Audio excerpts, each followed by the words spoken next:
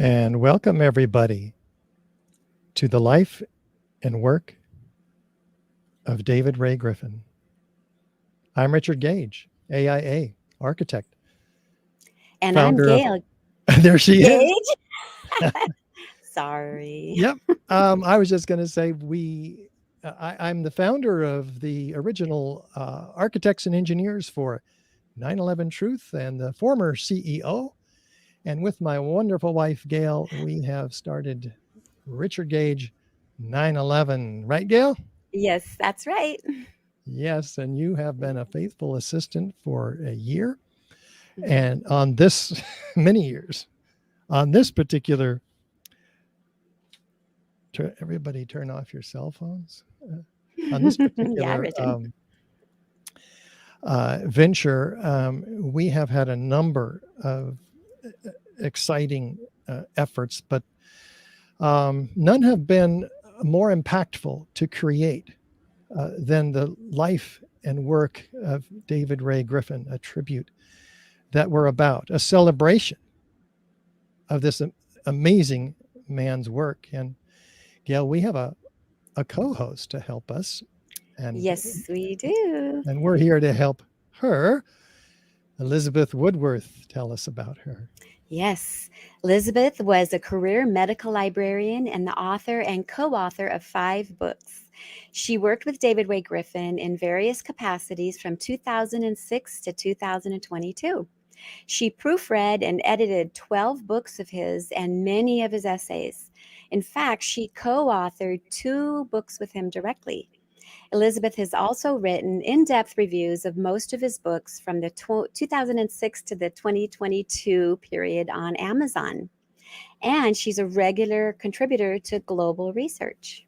Mm-hmm. Quite a history on her own. Yeah. And there she is. Hello, Elizabeth. Hi, Elizabeth. Hi, Richard. Hi, Gail. Good to see you. Thank you. You too. Good to see you. You have a bright, cheery background. Our backgrounds are a little bit dark, and we apologize for that. Hopefully you can see some of them. My fault. Elizabeth, how are you handling the loss of the man that you have supported professionally for 15 years? Tell us your thoughts. Sure. I once counted the number of emails that we'd exchanged over that period, and it was 100,000. Oh. And wow. Yeah. And I can assure you these are not personal emails either. No, some were. This is an extremely professional relationship. Yes. Talk to us. Yeah. And the first thing that happened to me when he died, I was writing an article, and I suddenly realized what I had been doing all those years. I was internally consulting him. Would he do it this way or would he do it that way? Because I learned so much from him about writing. And my mind would sort of span the miles down to Santa Barbara, because I'm up in Victoria. And my mind would sort of go searching for what he would do, and he wasn't there. So that was hard. But it didn't last long. I adjusted to that. I finally finished this article. But I think what interests me most about David now is who was the man that was underneath the 12 books or 15 books that he wrote on 9/11? Like, who did that and why? And I realized that when I wrote the review for his last published book on Whitehead and James and Whitehead on life after death. And in that book, he did cover that, but he also covered his most mature theology. Like, on the way out of his life, he knew he was going to die. And the theology that he presented in that book was extremely moving. And when I wrote my article to celebrate his life about 10 days ago, I guess, it went on Global Research, I couldn't believe the response to it, because I had cited the words that he used in his book and that I put in my review on Amazon back in April. And people were saying that they were really moved by it and so on. So I thought maybe I'd just read those words. Thank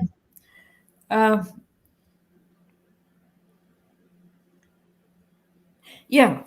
What I wrote was, in 2022, as he approached the end of his life and following a long struggle with prostate cancer, David wrote the beautiful and crowning reflections of his maturing theology, James and Whitehead, on life after death.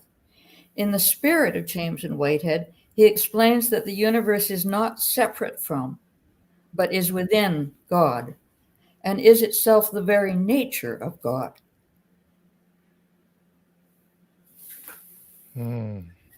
I had to stop. Sorry. This evolving worldview requires a new understanding of the divine reality, panentheism, meaning all in God. Like pan is God, in theism in God. The causal principles of the universe exist naturally, being inherent in the nature of things, because they exist in the very nature of God. And I think people loved that. Like it's being translated into Chinese and Mandarin, I guess, and Italian and French. So so I think that's really, and why we work together was because I have always shared that view myself, and I never had any choice. You know, like right from the first thing I read about, I read his book, the New Pearl Harbor Revisit, the New Pearl Harbor. That was in 2006. And I realized instantly, there's some kind of a connection between us here. I don't know what it is. And it took a while before we actually worked together. But I think that's where maybe a lot of people connect with David, is the underlying spirituality that has driven his insistence upon truth. And he didn't stop with 9/11. Like, he went to climate change, and he went to U.S. imperialism, and every one of those subjects we worked together, chapter after chapter, and it just suited me down to the ground. Like, I could not have not done it. Let's put it that way. Gotcha. Well, what about David's background in education? Why don't we take a couple of steps back and see where he kind of came from? Can you share that with us? Oh, absolutely. This is part of his curriculum vitae, and he was professor of philosophy and religion at the Claremont School of Theology and Claremont Graduate University from 1973 to 2004. And he was 14 years younger than John Cobb Jr., who they founded the school the Center for Process Studies in 1973. So I think David was in his early 30s then, and John was in his late 40s. That's the beginning. Awesome. Elizabeth, David was well known as a theologian. Yeah. Can you tell us why? I think he has stated that the task of a theologian is to look at the world from what we would imagine the divine perspective to be. And we would imagine that it would be a perspective that would care about the good of the whole and would love all the parts. So there's a beautiful little clip that I think you have. It's about 2 or 3 minutes long, on it was a clip when he was younger, maybe in his 40s. Oh, yeah, that one. He Incredible. explains that. It's so beautifully. I don't know if now would be the right time to play it or not, but. Well, let's see. Have been confused on the nature of God. We so often think, well, real power is the kind of power you've got with a machine gun or with a tank or now with nuclear weapons. And so we say, that's real power. And then we think, well, If God is all-powerful, God must have even more of that kind of power to outdo that kind of destructiveness. When traditional theism started to wane in the 18th and the 19th century, we replaced the omnipotent power of God with the omnipotent power of matter. And there are even people who use that language in Bertrand Russell's famous essay, Free Man's Worship. He capitalizes omnipotent power, omnipotent matter. And so whether we've been theistic or atheistic, we have said it is brute power, coercive power that runs the universe. And so our religious drive, whether we're theists or atheists, have led us to think that it's that kind of power that really makes things run, and that's what we want to be a part of. And so we've had this desire to use that kind of power, and that's what's brought us to the brink of nuclear holocaust. What kind of power do we trust? What kind of power do we put our confidence in for our ultimate salvation? The things I was mentioning, life, love, concern for all living creatures, only love, only persuasion, only evocative power can produce those kinds of characteristics. And those are what we find supremely valuable. That other kind of power cannot produce anything valuable. It can only destroy. So why attribute that kind of power to God when our fundamental confession is God is our creator? Well, that sets us up for a discussion.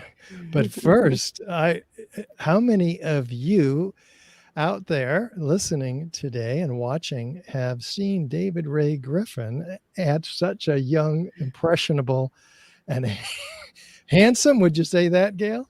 Absolutely. He's right behind. Well, he's over here. You just can't see him very well because unfortunately the screen's kind of dark. But yes, he was very handsome, very strapping. Okay, that aside, because that impressed me also.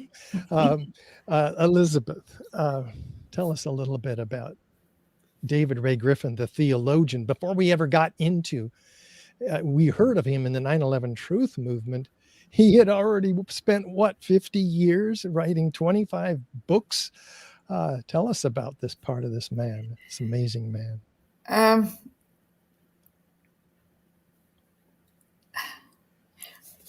I didn't come upon him until 2006, so I really have no prior knowledge of what he was doing before that.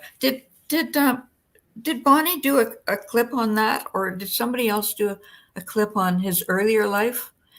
Like there is a list of books somewhere, which I don't seem to have in front of me, that he wrote before he retired in 2004, and then was approached about.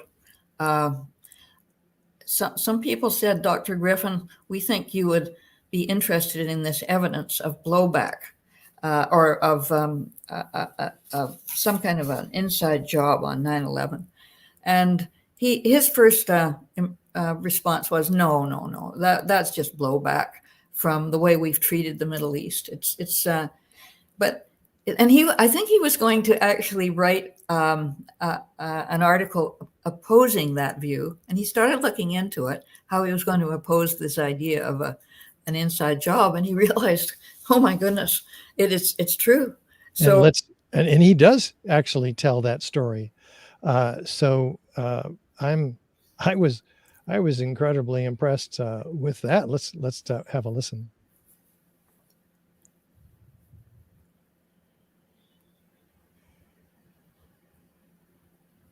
What motivated you to write? Being told by several people that I needed to look into this because it looked like the government was complicit. And for a while I would look at possible websites and so on, and I didn't find it convincing. And finally I found Paul Thompson's work, which has now been published as a book called The Terror Timeline. And it had an amazing amount of material drawn from strictly mainline sources that simply contradicted the official account. So I started reading more and more stuff, and I read Nafiz Ahmed's book, The War on Freedom. I read then Terry Mason's book on Pentagate and 9/11, The Big Lie. And then I did learn more about what was going on the internet. I never had been an internet person. And I saw that a lot of people had been working on this for a long time, but most of them were people who would never be able to get a book published. And I thought, well, since I've published about 25 books before, maybe I would have a shot at it. Even then, it was much more difficult than I thought. Most publishers simply wouldn't respond to my letters. But I kept at it till I found brave little Interlink Books, which was willing to do it. And so first of all, I just thought it was a duty, the fact that this enormous amount of research had been done, and that it certainly presented a credible case that people needed to know about, and that maybe I was in position to bring that to the public. So for the most part, the new Pearl Harbor has hardly any original material in it. It's mainly just an organization of work that other people has done, and a presentation of it in a fairly brief and fairly readable way. So that was the primary motivation. Certainly, I was also motivated by these other concerns. As a theologian, I'm committed to the good of the whole universe, the good of the whole earth. And if it looks like there is a gang that has gotten control of our government and our purse strings to use it for very selfish and imperialistic purposes, then that needs to be exposed.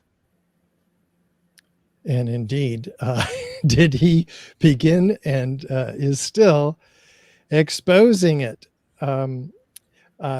Before we proceed, we know that you're watching out there, and we want to say hello to you. Hello, everybody out there. Yes, Hello. hello. And if you have questions or comments, Gail will bring them, the questions. Well, how does that work, Gail? Go ahead. So while the speakers are speaking, at the end of each one, if you have comments that you would like to share, I can share briefly a couple comments, and then the questions will be at the end when we have everybody all together to answer those questions. And I believe that whatever platform you're on right now, there will be a comment probably under the video. So just type in your questions or comments under the video, and then I'll copy and paste them over and share them. Thank you. Now, this is a good moment for me to share how I came across this amazing man, because boy, was I shocked. The Off Guardian in the UK is a media outlet that challenges The Guardian, the official mainstream media outlet. They asked me to write something, and I wanted to share that with you. His voice was deceptively gentle on the radio that afternoon on March 29th, 2006. I had by chance tuned to the FM station KPFA on my way back from a construction observation meeting in the San Francisco Bay Area. There was a very brave talk show host, Bonnie Faulkner, who was the only one at the station willing to take deep dives into exposing the deep state.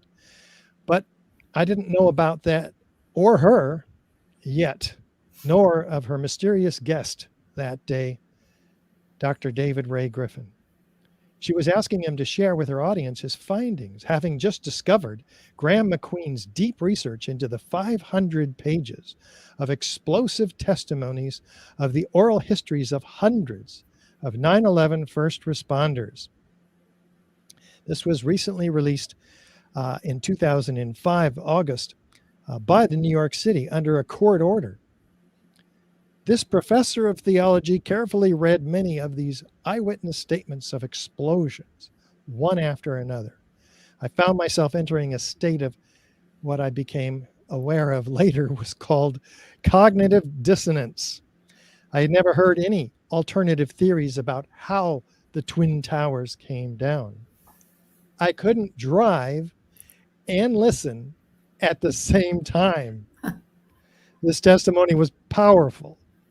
It required all of my brain to process the message, and it already was contradicting my worldview. I pulled my car into the parking lot and just sat and listened to the rest of it in horror actually.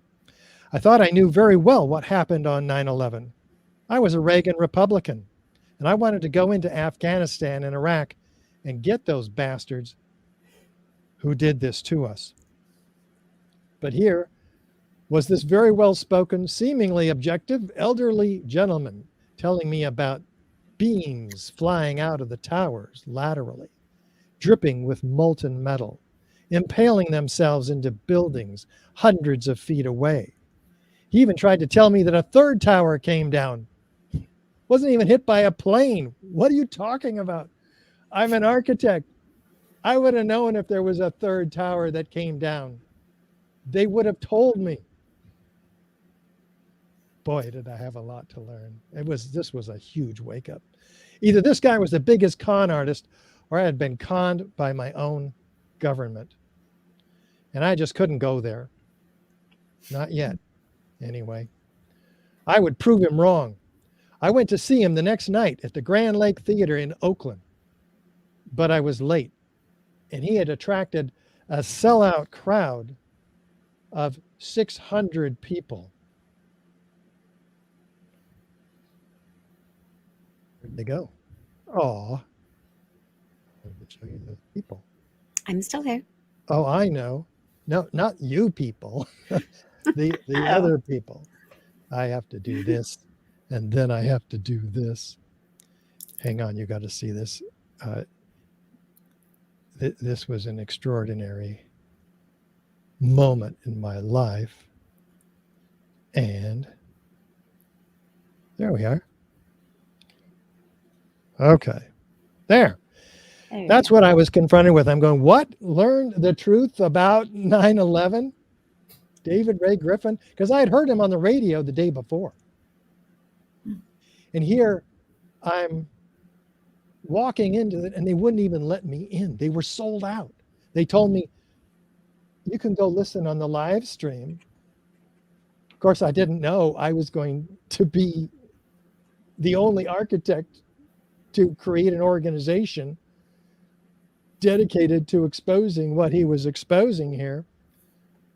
So I went home and I caught the last half or so, and I didn't even know they had live streams. I mean, I didn't know what a live stream was, but I figured it out. In 2001, they weren't that plentiful. It was a deeply moving presentation that covered a whole lot more ground than I had heard on the radio, and it was delivered with a simple logic that I just couldn't fight. David Ray Griffin stepped aside and let his evidence do the work, and that became a model for me. But right away, I knew that night I was in trouble. By the time he was done with me, I'd felt like I'd been turned upside down and inside out.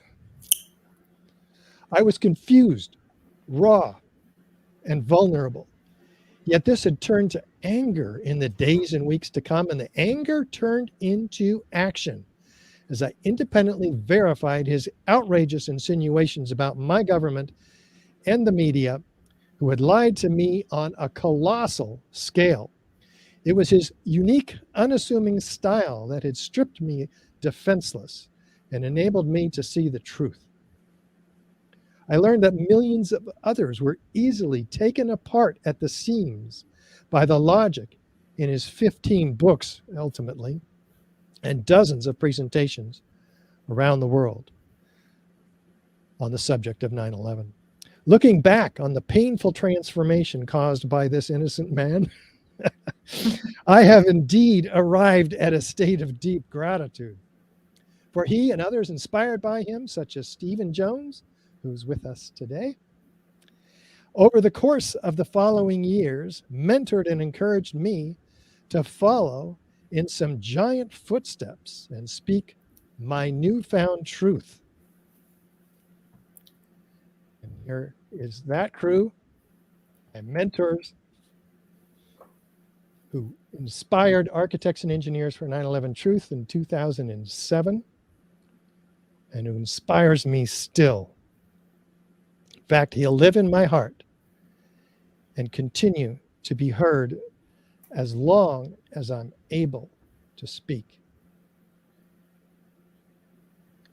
And that's what I wrote for them. Beautiful. Very moving, Richard, what you went through. Yeah. It's a lot. Mm. And this man, I mean, we owe everything to him.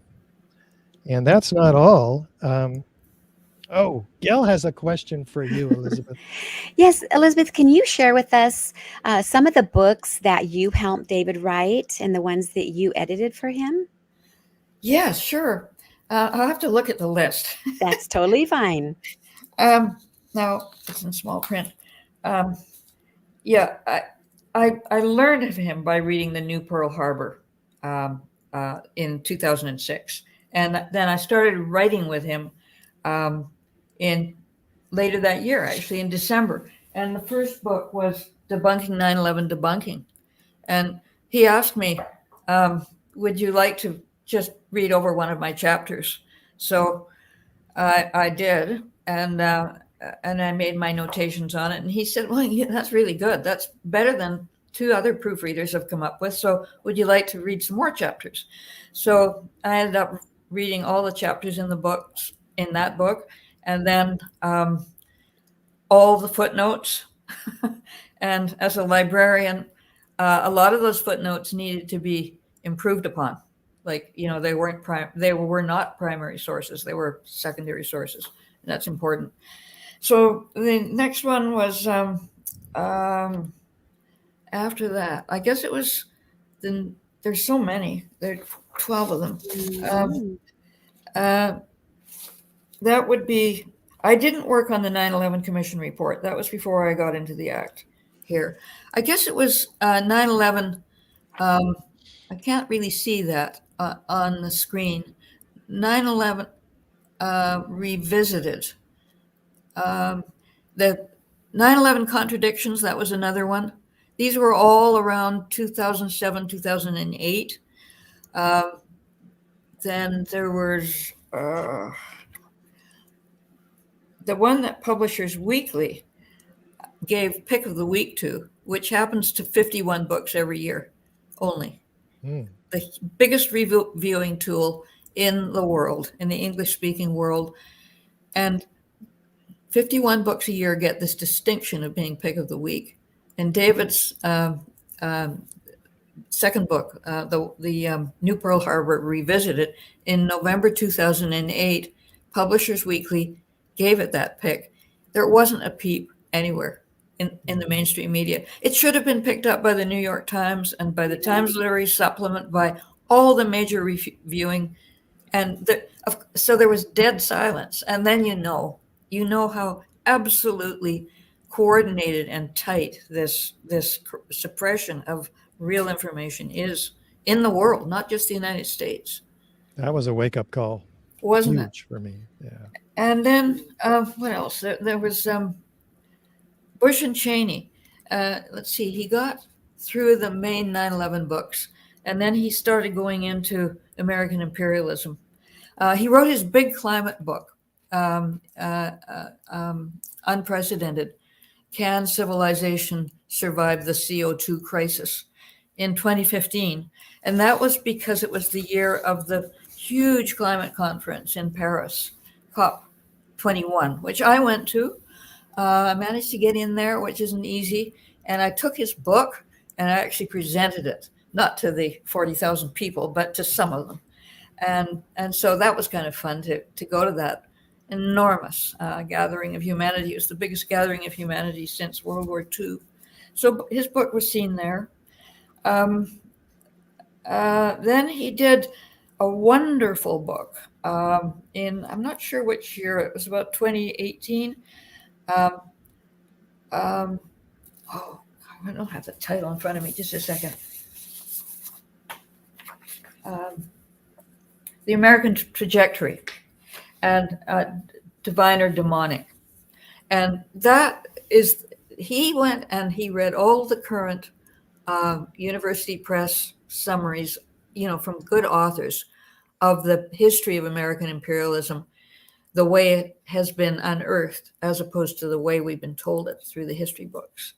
And he got all that together, and it's an extraordinary book. another wake up call book. And then, finally, in 2019, he got to the book he'd been putting off for decades, and that was his systematic theology of Christianity. And it's called The Christian Gospel for Americans, a Systematic Theology. And I helped him with that one too. Incredible. And then, of course, we did the 9/11 consensus panel together. That was a 7-year project, and quite a few of the people that are here today on the panel were consensus panel members. And we produced 51. It was a really elaborate reviewing process called the Delphi method. And every panel member was given, on each of the 51 consensus points that we reviewed about 9/11, each person would provide review and feedback on each of these 51 points, and they weren't allowed to talk to each other and influence each other. So at the end of that 7-year project in 2018, we published our book. Don't tell me the name of it. I'm losing my memory for names. 9/11 Unmasked. So then so that was 2018. Well, let's jump to the nomination. Gail, what was that about? Oh, you're on mute, Gail. Wasn't David nominated for the Nobel Peace Prize? Yes. Can you tell us about that? Yeah, he was. At his sort of heyday, I guess 2008 was around the time that Publishers Weekly gave him the pick of the week. 2 years in a row, he was nominated for the Nobel Peace Prize. And about the same time, the New Statesman, which is a long, ancient sort of honored publication, newspaper in the UK, they wrote an article, and they said, of the 50 people who matter the most today, this was in 2009, and they named David Griffin as one of them, of the people in the world that matters the most. Well, let me give you an example of why that might be true. Let's listen to the legend himself and listen to the logic here. Official story about 9/11.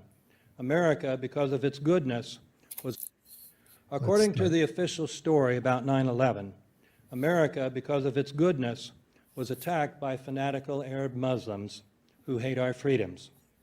This story has clearly functioned as a sacred myth since that fateful day. And this function appears to have been closely, carefully orchestrated. When anyone asks what right the administration has to invade and occupy other countries, to imprison people indefinitely without due process, or even to ignore various laws, the answer is always the same: 9/11. Given the role that the official account of 9/11 has played, the most important question before our country today is whether this account, besides being a myth in the religious sense, is also a myth in the pejorative sense. That is, it is simply false. The official account of 9/11 can easily be seen to be composed of a number of ideas that are myths in the sense of not corresponding with reality. I will discuss 9 of the major myths contained in the official story about 9/11. I will thereby show that the official account cannot be defended in light of the relevant evidence against the main alternative account, according to which 9/11 was an inside job orchestrated by people within our own government. Well, he goes on to take apart the official myth, which was a sacred myth, which we all most of us bought into and hold to this day. And we're up against this incredible block that we have internalized, American imperialism, with the title of another one of his incredible books. But Elizabeth, you've assembled, along with David Ray Griffin, 23 experts on a set of panelists for the Consensus 9/11 Project. Can you go a little bit deeper into that? We have about a minute for this segment.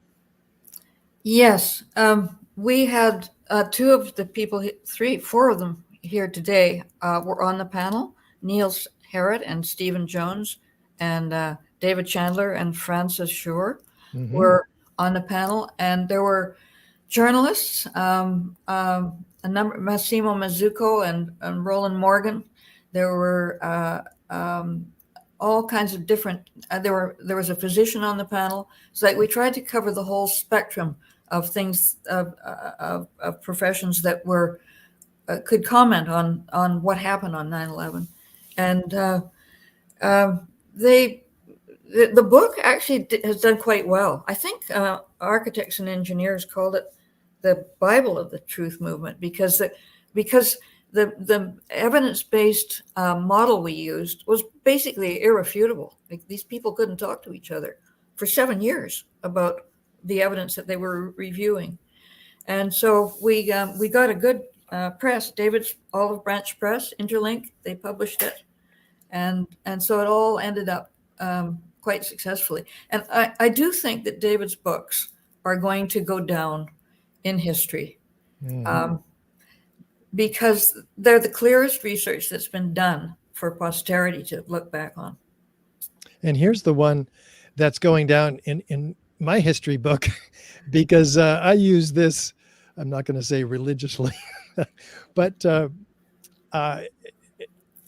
deeply and often. Yeah. And it's an inch thick just on building 7, which is the subject of our film that we're making, inspired by David Ray Griffin originally. It's called 9/11 Crime Scene to Courtroom, where we interview many of the experts assembled here today. And we present the evidence in an inescapable manner to a special grand jury who will be educated along with the evidence by the litigation director, Mick Harrison, for the 9/11, the lawyers for 9/11 inquiry. So that's an amazing thing that's in the pipeline here shortly to come. But I also want you to hear one more incredible clip from David Ray Griffin, because he was asked by people Bonnie who Faulkner. Reject the idea that there could be any kind of conspiracy. What Do can it people on an do? a priori basis. They say, well, our government would never do such a thing. Our military, they're so protective of human rights and the precious sacredness of every human life.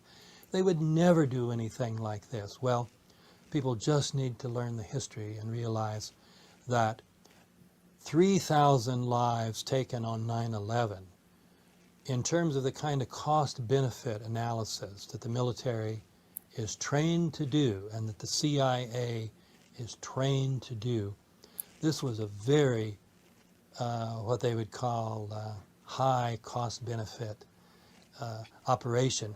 When you look at Vietnam, that enterprise, you're talking about tens of thousands of Americans killed after we knew the war was futile, after we knew we could not win, and we were simply fighting to save American credibility. Tens of thousands were sacrificed.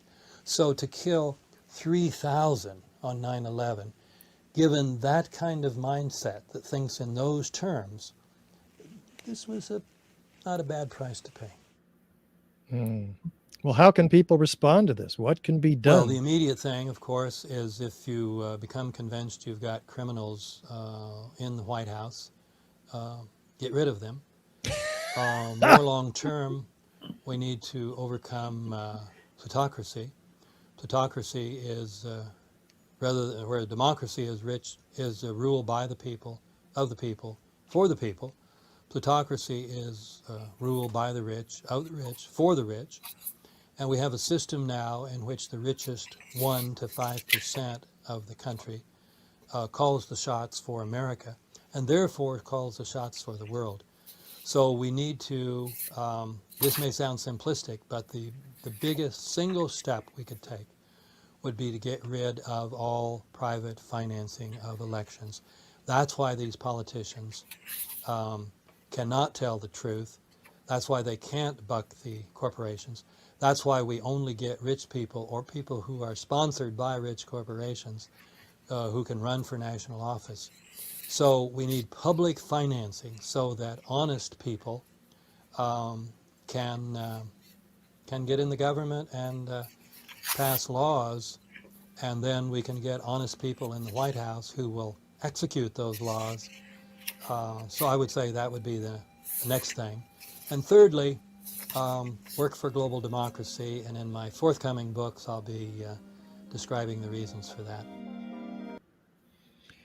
Work for global democracy. Now, that's a bit of a mystery to me. I hadn't heard that term from David before, but you did hear some of his politics, which you may not have even known, that he has some political aims as well for freedom of the American people. Elizabeth, final thoughts? Well, there's good news.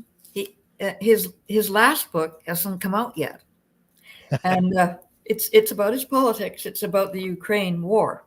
And the title is America on the Brink, How the U.S. Trajectory Led Fatefully to the Ukraine War, coming out in March 1st, I think, from Clarity Press. So we've still got that to look forward to. Yay. Awesome.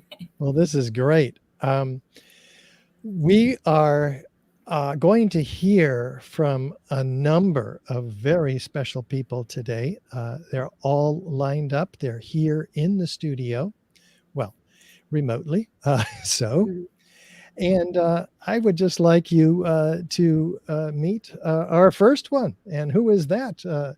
None other than the videographer of David Ray Griffin, Mr. Ken Jenkins. Hi, Ken. Hi there. Hi, Hey. Ken. Hi, Ken.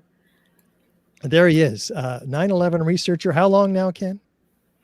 Well, I started a week after 9/11 doing research, so do the math. A week. Okay, that's 21 years at least. I think he's got me beat by 5 years, and the rest of us by many. Ken, talk to us.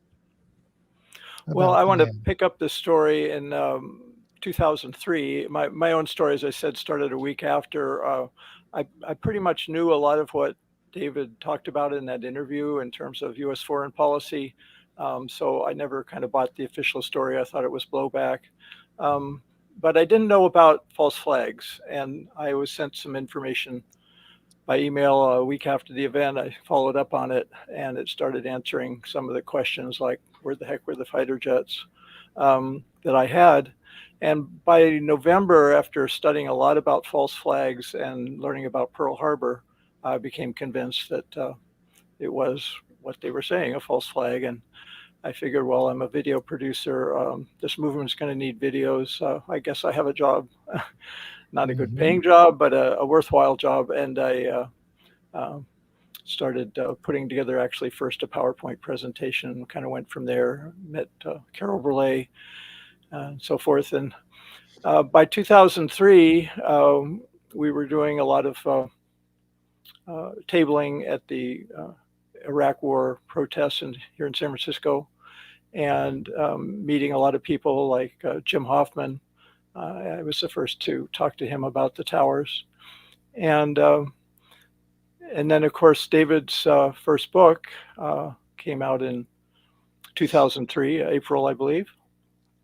And so I was, Carol was promoting that with the Deception Dollar, and wanted to invite him to the first major multi-day event here in the U.S., the International Inquiry, which happened in March of 2004. She wanted to invite David, and was not available, and so she handed that task off to me, and I invited him. He politely turned us down, saying that his book, as he just said, was not any original. There was not anything original in his book, and he didn't know what he would have to say to a group of nearly 1,000 9/11 truthers who had been on it for a lot longer. And so he declined. And it wasn't actually until October of 2003 that Paul Burks, who is Fred Burks' father, invited David Ray Griffin to speak for the first time on this subject in Santa Rosa, which is fairly near where I lived.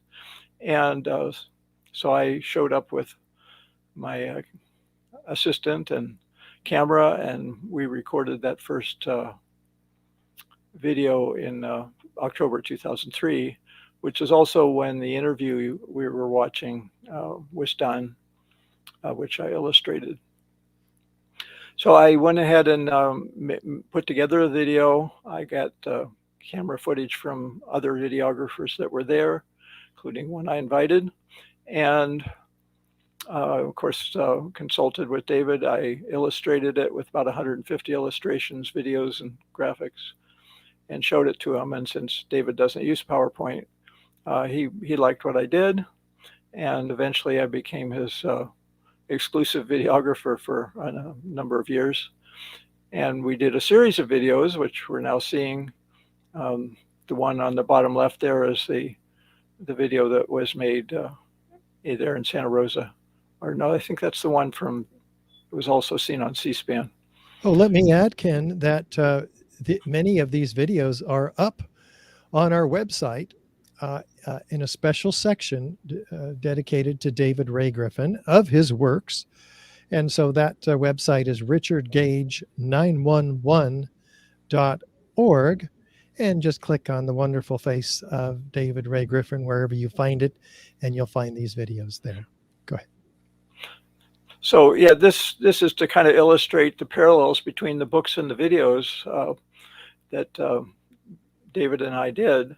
Excuse me. The New Pearl Harbor, of course, came out before I started working with him. And then when he did Emissions and Distortions, he did actually two presentations, and the one there in Santa Rosa was the first, Truth and Politics. And then many months later, he did another presentation in Vermont, and that became a two-talk DVD, the second one, the orange one. And then when he did the Christian Faith book, we did he did a presentation in his hometown of Santa Barbara. Prior to that, I had, after we'd done those first few videos together, I arranged to meet with him at his house in Santa Barbara and to talk to him about what I realized was needed at that time, which was, rather than all these specialized videos, was the one that was just the best evidence all in one video. And that became The Myth and the Reality. He agreed to do that and asked me to do the Christian Faith one, which I did as well. And Myth and Reality became, and still is, his #1 bestseller video. And Ken, people can actually buy this video from you, right? Where do they find that? Well, my website is 9-11tv.org, 9-11tv.org. And you can also find it on my YouTube channel, just under my name, if you look for it. Ken Jenkins. And it's free to watch on YouTube and on our website also, richardgage911.org. Right. So so this was my big chance, and we managed to have it happen in the Bay Area, which worked out well because another activist here in the Bay Area got David into the Commonwealth Club, which is a highly prestigious downtown San Francisco place for distinguished speakers. And so I videotaped there with a 6-camera crew that I was directing. And then in the Grand Lake Theater, he was able to give his full presentation. Again, I was in there with a 6-person crew directing and made the video that became Myth and Reality, combining those two different locations. So that was the big start. And after that, I think on the next slide, we have kind of where that went. Again, correlating books and videos. Yeah, this one. All the way on the right, I think is where Elizabeth came in with 9/11 Debunking as editor. And in David's hometown in Seattle, Washington, where he was born in Washington, he gave the talk that he liked the best, which was Let's Get Empirical, which correlated with the debunking book. And so it kind of went on like that, where we were sort of matching books and videos for a few more years. And then I eventually, as Richard knows, I got involved doing videos for AE 9/11, and that kind of took up all my time, and I had to sort of retire from producing videos for David Ray Griffin, and a few other people stepped in and did the videos that happened after that. Awesome. And Gail might have a comment from our audience to share. Yes. Well, this is from our panelists. There are no comments from the audience. Oh, so not yet. Yes. Nope. This is your invitation, you guys. Yes, and I'm not sure what the platform is that they're going to be commenting from. Do you have a comment though? Sure. So there was a comment from Peter Dale Scott. This was to Elizabeth, though. He says, and all right, is it private? He just said that David Ray Griffin's theology books will go down in history also. Yes. Thank you. Absolutely. Yeah. And well, including his current book on the after death that you I think mentioned there, Elizabeth. And our next guest to share with us is Mr. Peter Dale Scott himself, former English professor, UC Berkeley author. Let's bring him on. And where did he go? That's I'm going to find you, Peter. You cannot evade me. I see you right there. You are. He can't get away. Oops, that's Stephen. Go away, Stephen. We're going to bring you back. Stephen Jones is here with us too. Peter, I saw you. Did he disappear? Alan, do you see Peter anywhere? There he is. Nope, that's a slide. While you're looking, let me just give a plug also for Fred Burks and his Want to Know website. That was the website that David found when he was looking into 9/11 to start with, and he found how Fred had featured Paul Thompson's work with his timeline, and that's what got him working with us. Well, there's hey, Peter. and guess Hi, who's Peter. joined us? Mr. Peter Scott himself. I think I knocked you out of the studio, and hopefully you clicked back in. Hi, Peter. Hi. Look up here and say hi to everybody. I'm so glad that this is happening and that there are people watching. David will be remembered anyway, but anything we can do to help his memory is, I think, a good deed. I do want to begin by responding to Elizabeth. She said that his 9/11 books will go down in memory. I think the whole emphasis of my talk is going to be talk about all those other books, which I think is an even more important contribution, from which he took a kind of leave in order to deal with an emergency problem. He has developed very much a state-of-the-art process theology, which is based on the metaphysics of Alfred North Whitehead, which in turn was a response by a philosopher to the findings of the quantum mechanics, that there's indeterminacy in the universe. And Whitehead picked up on that to see that as a critique really of the way the Enlightenment had collapsed into a kind of naive materialism, which treated the universe as made out of inert matter. And in fact, he said, no, it's a process with its own history and its own development, and that an atom isn't just a piece of something. It is an electron and a proton who exist by being aware of each other. So he came up with this notion of prehension, being aware of other things, which unites the electron, being prehending the proton with you and I, who love each other and love the world and want to make it better. And maybe I could begin by reading something he wrote about this. Thank you. No, I want, because I'm scared I won't last. I won't finish in 10 minutes. So I want to begin at the end and say that this process theology isn't just a matter of concern for theologians. It is a hope for the world, and particularly now when America and China are beginning to start a new Cold War, possibly. I don't want to be pessimistic about this, but there's a good chance that's happening.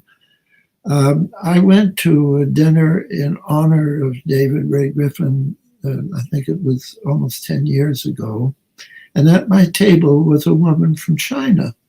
And I said I was very impressed that under the communist regime in China, they allow you to study process theology. And she said, yes, we have 24 centers in China. And at that time, when I wrote about David, I pointed out that time, I'm sure this figure is out of date, but at that time, he had been translated into 13 languages. But what really impressed me is that the majority of those languages were from Asia. And then there was Arabic, which I count in that category.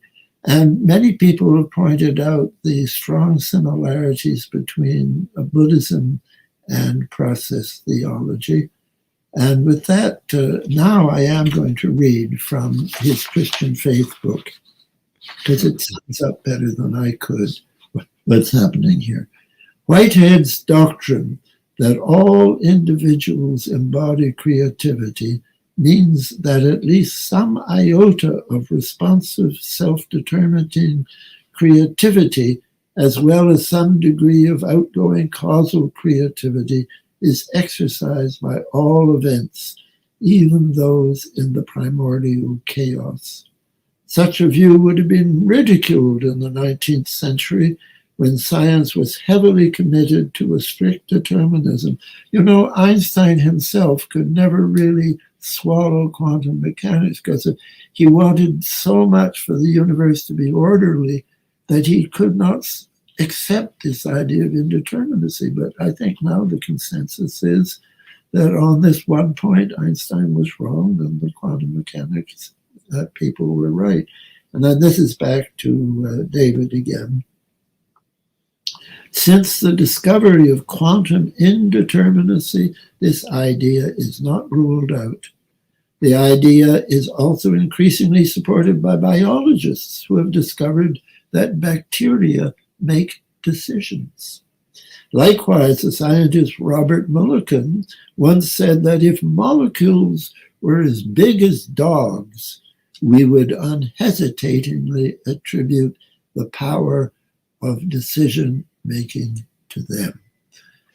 I like this passage not only because he managed to englobe a great deal of sources for this principle of indeterminacy, it also shows his style as a writer, which he was. Nobody said this yet, I think, that his books were not just good for content, they were very well written. And it was always a pleasure. He was also very well spoken. It was always a pleasure to be with him. And, I forget to set my timer. How am I doing? We're running a bit behind, and I don't want to contribute to the delay. Alan, we need to see the timer in the private chat. We've got a secret behind the scenes. Yeah, well, I had my own timer, but I forgot to set it. 4 minutes left. It's left. Let me say a bit more about Whitehead and why he's important to David. Whitehead wrote many books. He won one which I liked, which was Science in the Modern World, in which he attributed the breaking of the rigid Newtonian model in large part to poets. That Wordsworth, for example, and he quotes quite a large amount of Wordsworth in that book, seeing nature in a way which was at odds with the way that mechanical materialist physicists were coming to see the world. And his major book was Process and Reality, in which he talked about the fallacy of misplaced concreteness. And I think I've already summed that up, that an atom isn't a concrete thing. It's a series, it's the events of two particles prehending each other. And that opens up the whole universe to something which is developing. And now I think it's become part of common knowledge that there's theories of how it began, the Big Bang theory, and the other theories. But this is, in a way, more hopeful than the Newtonian idea of the universe was, because we were, if you believe the Newtonian universe, we were sort of stuck in it. But if you believe in the process universe, there's hope for that making better. And then this comes to God's relationship to that universe. You heard about panentheism, but here is an idea that the universe is responding to God, human history is responding to God, but it works the other way around, that the God is also responding to what humans are doing. And if you take a look at what humans were like 2,000 years ago, we were very different from what we are now. David wrote in his Christian faith book, he drew a lot of very telling parallels between the Roman Empire and the American Empire. But I want to say that there are also ways in which I think the American Empire is better than the Roman Empire. And I'll just give one very concrete detail. And that is that to reinforce the military mood of its citizens, Rome set up the gladiatorial games, and it became a form of entertainment for everybody to go to the games in the Colosseum and watch people kill each other for entertainment. And St. Augustine, in his Confessions, talks about his friend Alypius, who became a saint in the end, a bishop. But he didn't want to go to the games because he disapproved of them. His friends dragged him there, and he said, I'll go, but I won't look. But then when he heard the fight getting to its end, he couldn't overcome his own nature. He had to look. Well, if I'm coming back to how are we better now than in the days of Rome, I think most of us have overcome that desire to see people killed. Not everybody, unfortunately, and there is still an awful lot of killing going on in the world. Some of it, including some of the special forces people trained by America, who boast about how they love to kill. So we have by no means eliminated this, but at least we've taken it out of the public specter and privatized it and pushed it a bit to the sidelines. It's been slow progress, but we're having, I see that my time is up. I'll just leave you with that thought that we should not be depressed by things like 9/11. We can deal with them. America is a society that does deal with them. And I hope that we will continue to follow in David Ray Griffin's footsteps and continue. Well, we will owe it to him, Peter, in great measure, if we succeed. And fingers crossed, and hearts are turned into action, and we're all inspired by this great man, as you have been. Thank you so much for sharing these deeper thoughts. It's fantastic. We want to introduce another great man, Mr. Paul Craig Roberts, to our esteemed panelists here. He's an author, a scholar, a journalist. Let's bring him on. I'll bet I can find him. There he is. Hello, Craig. Hello, Richard and everyone. Welcome aboard. Thank you. Richard, I would just like to tell everybody really quick that the mystery's been solved. I found where the comments are being left, which is on our website. Richard wasn't sure where I would find those. So I'm on the website with my phone, and I can read the comments and questions now. Please. So just let me know. Give us a according to the couple. time. All right. This is from Milton. He says, in honor of this great dedicated patriot, we must carry on with his work to right our ship of state, as presently we have no operational constitution, and both sides of the aisle are committed to mortal combat, even at the peril of now sacrificing us by the unnecessary antagonisms directed at a very dangerous state. Antagonisms directed at a very dangerous state, Russia, and as well is holding hands with another oppressive communist regime where a lot of our military hardware is being purchased. And then this is from one more quick one, and then we'll go Okay. on to Craig. This is from Peter. Wonderful words, Richard. Kind of like I discovered you being interviewed on 6:40 a.m. Toronto, then subsequently being involved in the black hole of 9/11 research. I was already researching, albeit very late, as far as people awakening, myself not being an on unlimited net.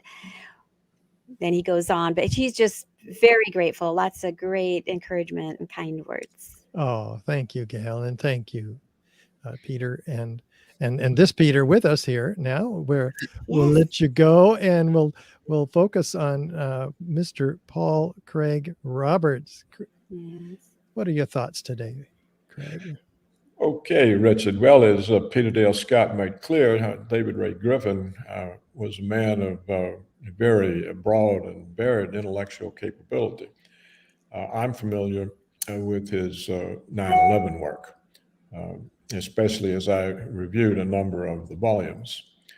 And what strikes me about David Ray Griffin is that he was a person who could differentiate between good and evil, and he recognized the power of evil. And when the event that we know as 9/11 occurred, Griffin deduced from the inadequacy of the official explanation and from the evil use of 9/11, both at home and abroad, that the Cheney-Bush regime made of 9/11, that much was amiss. He set aside his work on the philosophy of religion and scientific naturalism and to investigate and provide a true account, which he did in a large number of books. Perhaps there were a dozen. Now, others, of course, among us also contributed to establishing the facts. Among them are yourself, Richard, and the fearless scientists such as Stephen Jones and Niels Harrit, the physicist David Chandler, and others on this program. And of course, Graham McQueen, who exposed the anthrax deception. Well, David Ray Griffin stayed on the case, book after book, and hammered it home. Mm-hmm. Now, people interested enough to pay attention have, for the most part, concluded that the neoconservatives who occupied the highest offices in the Pentagon, the State Department, the National Security Council, and thereby they all were under Cheney's protection, the vice president, and thereby also under President Bush's protection. The view is that they attacked our country in order to have their new Pearl Harbor, to free them to decimate the Middle East and North Africa in the interest of Israel. Of course, many other people benefited from these wars. For example, the military security complex profits, and of course, the enemies of the Constitution. We must remember that the Bush regime suspended habeas corpus and asserted the medieval right of casting people into prison without evidence presented to a judge and jury and without obtaining conviction in a trial. And we have to remember that the Obama regime went further and asserted the right of the President of the United States to execute American citizens on suspicion alone without due process. In my opinion, David Ray Griffin was alarmed by the ability of evil to use the American government for evil aims. I think he concluded that we had no chance of throwing off the evil that was engulfing us unless the people understood that the narrative given them was false. And he relied on logic to establish the falsity of the official narrative of 9/11. So the question that's before us is, how powerful is truth and the logic that supports it? The answer is not reassuring. Remember the assassination of President John F. Kennedy. All known evidence refutes that he was killed by Oswald. No known evidence supports the official narrative. Yet the official narrative still stands. It stands because no U.S. government, regardless of power, of the party that's in power, will acknowledge a criminal action by the United States government. The event known as 9/11 is also exposed. Anyone paying attention knows the official explanation is false, but the official story remains in place because the government doesn't admit the facts. So historians and so-called fact checkers repeat the false accounts as proof that the true accounts are false.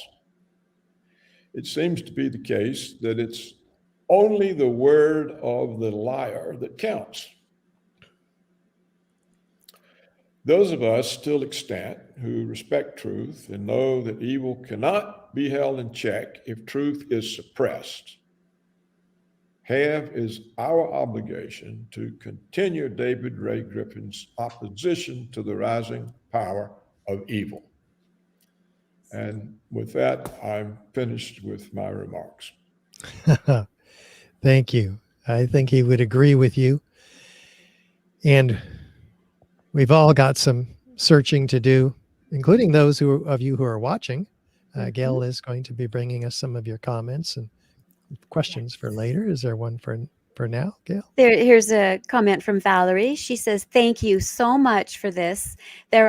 She's letting us know. This is actually how I knew. She says, there are a number of comments below. Not sure we're not seeing them. But thank you all for all your years of work. And thanks to Ken for introducing DRG to my life, Valerie. Oh, sweet. That is so sweet. Yes. Yeah. You know, it's the San Francisco 9/11 Truth Group as a whole. It's actually called the San Francisco Oakland 9/11 Alliance. And they together brought David Ray Griffin to the San Francisco Bay Area, to the Grand Lake Theater. And that was, of course, a fateful night, the day before, of which was my fateful day, listening to him on the radio. Part of me wants to go back and kind of take the blue pill. You know, it's been a tough life. You've taken a few red pills, Craig. Do you have regrets? If I had sold out Reagan when I was Assistant Secretary of the Treasury, which is what the Republican establishment wanted me to do, and of course the liberal media, if I had sold him out and he had not succeeded with his economic program, I'd probably be worth $100 million. Oh my God. Wow. Okay. We won't call that a regret yet. But I don't regret doing what needed to be done, and I have no use for $100 million. Aw. Well, is there one more comment, Gail? Yes, here's another comment. This is from Carol Brule. She says, thank you for organizing this webinar tribute to David Ray Griffin. As I recall, Paul Burks, a great follower of David Ray Griffin and a pastor, drew David's attention to his son's work. His son, Fred Burks, had a number of websites and organized material questioning the official narrative of 9/11. of 9/11. Fred's work helped compel David to look more deeply into 9/11. Mm, Wow, that's awesome. good piece of history there. Yes, yes. Our next guest panelist is Dr. Stephen Jones, Professor Emeritus of Physics, formerly with Brigham Young University. He joins us. Let's bring Stephen on. We can find him. I found him before, didn't I, Gail? When you weren't even looking, yes. There he is. He waves his hand. Stephen, you'll be on mute. If you can come off mute, we'll bring you all the way in. Thank you. There he is. I'm off mute, right? Welcome to our esteemed group of. I am so humbled by the people who I have learned so much from and been so inspired by. And of course, as I mentioned, you are right up there with the top of them. And thank you for joining us. Thank you, Richard and Gail. I'm just happy to join with fellow researchers and friends to give credit and thanks to David Griffin. So let me talk a little about my 9/11 journey, which began in spring of 2005, when a few friends persuaded me to look into the events of 9/11 with a scientific eye. I was a full professor, of physics at that time. I soon found videos of the rapid collapse of World Trade Center 7, which I had not seen before. I was astounded when I looked at the video, since the building collapsed completely and nearly straight down, as most of you know, on the afternoon of 9/11. And yet this magnificent skyscraper had not even been hit by a plane. I pulled out my stopwatch immediately. I timed the collapse of the building. Like a good physicist would. Yeah. I got 6.5 seconds, and next I found out the height of the building. I did a straightforward calculation. The building fell at nearly free fall acceleration. Wow.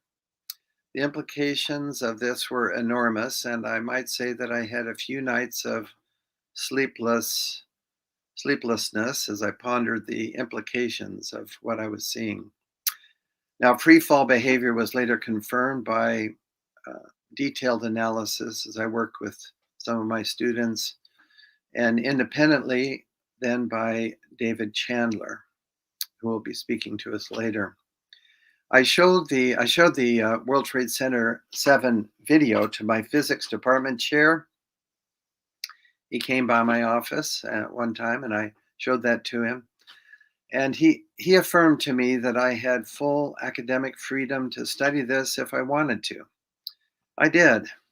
And so, now remember, that was spring of 2005. By September of that year, I was ready to go before my peers and present the accumulated data and analysis. I invited faculty from BYU and nearby universities to come and pick apart my research findings. It was rather like a doctoral defense, to tell you the truth. After 2 hours of presentation and vigorous discussion, we had to leave the room, unfortunately, because a class was scheduled for that same room. But I asked the group of about 70 professors before they left, did I have enough data to justify pursuing this research? Only one professor voted against it. And the next morning, he contacted me and said that he had thought about it and changed his mind. He now supported my research. It was about this same time that I talked to Ray Griffin by phone and received further encouragement. He became a thoughtful mentor to me throughout the following months. With his encouragement, I began writing down my results, and I put these on my faculty web page with a paper that changed and morphed and grew as my research continued. But opposition also mounted. David told me not to be surprised by this. In September 2006, I was placed on administrative leave at Brigham Young University. Okay, that action did surprise me, to tell you the truth. They expressed to me my main options. One, I could try to fight this and I would be fired. Two, I could step down from my full professorship. Or three, I could accept an offer of early retirement with a stipend. Now, David helped me see how BYU had supported my research up to that time. So for about nearly a year and a half. And how they must have been feeling great external pressure. Mm-hmm. He encouraged me to accept option number 3. After BYU declined my request for a hearing with me present, which that surprised me too. But in any case, after that, I did accept option 3 and I early retired in January of 2007. Now, 3 months later, in April, in a highly publicized event on BYU campus, none other than Vice President Dick Cheney was given an honorary doctoral degree by BYU. I wonder how many of you remember that. Coincidence? I remember it very well. And he was actually the keynote speaker at the BYU commencement that year. Wow. So yes, I recognized in this at least some of the external pressure that had been placed on BYU. Cheney's office had been in contact with BYU for months. This was reported in newspaper accounts leading up to his visit to the university and his receiving the honorary doctoral degree for public service. Now, I must say that event brought tears to my eyes. I just could hardly believe that they would do that. Mm-hmm. As did placing me on administrative leave. That also brought, but at least it was paid administrative leave, so that was helpful. Now, I felt that David Griffin was correct in his analysis of the situation, and this mitigated any bitterness I felt towards BYU at ending my career there. Now, several months after my early retirement, I should say that BYU quietly gave me the honor of becoming an emeritus full professor of physics.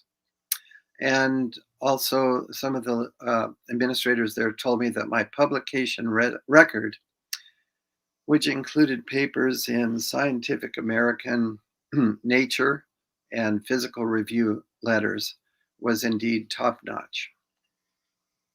So I concluded that David had been right all along. He remained a great friend through the years since then, and I miss him. I should note that David and I shared strong beliefs in God and in an afterlife existence. You know, I'm totally confident that he is enjoying that afterlife even now, and I think he may even be listening in. And so, in conclusion, I want to say thank you, David, my friend. Oh, yes. And in fact, Stephen, David took on, I think in the last year, the life after death issue.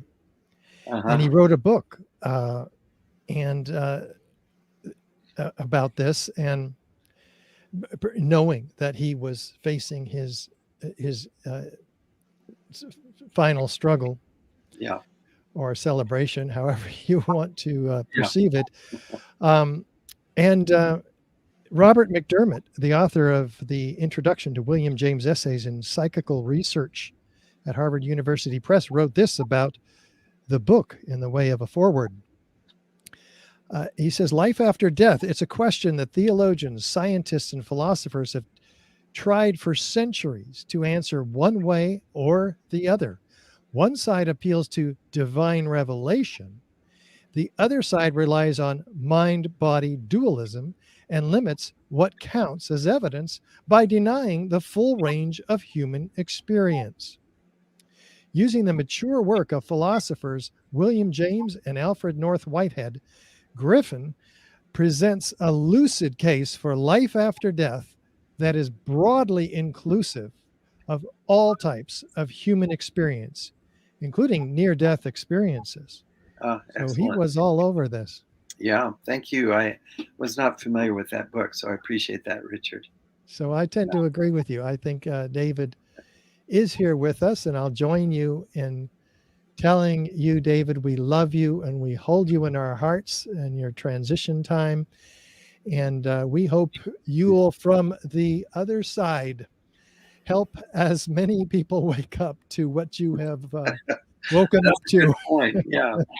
as possible. We need your help still. So don't go, too far. Is that Right. fair, Stephen? I think that's fair. Yeah. Thank you, Richard. Yeah. Oh, gosh. You're Yeah, I so welcome. appreciate David's influence very much in my life. And I think Gail might have a. Well, another yes, and comment. I just want to let everybody know that I just found out that you guys are commenting on StreamYard. However, I don't see anything other than our private chat. So I was informed that a lot of people are commenting there. So we deeply apologize for missing Alan, those. wait a sec. Alan, can you take the comments from your position of manager inside that vehicle and put those comments in the private chat so Gail can see them? That would be awesome. And there are some comments and questions on the website, which I can see. I just logged let's into hear the them. website. All right. This is from John Musser.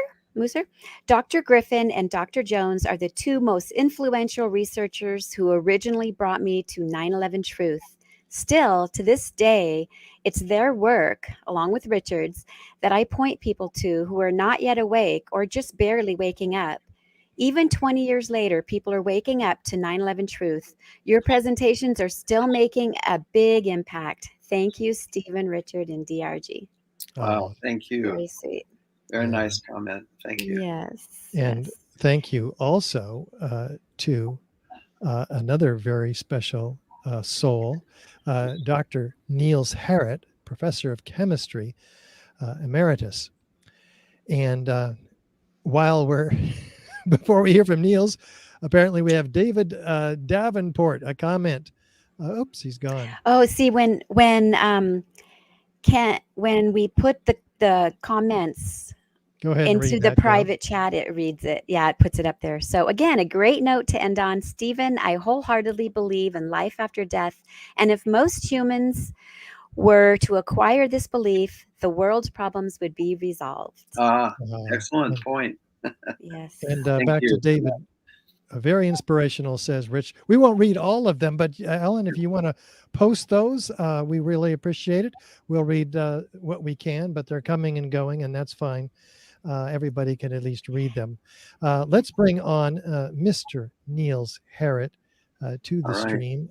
Niels, I am honored to have you with us today. Hi, Niels. Hello, David. Hello, Stephen. Hello. Gail. Now, you and Stephen have something in common. Yes, we do. Quite a lot. Over to you, Niels. Thank you. How many years did you guys work together on the incredible paper, Active Thermitic Materials in the World Trade Center? Early 2008, January 2008. Right. Right.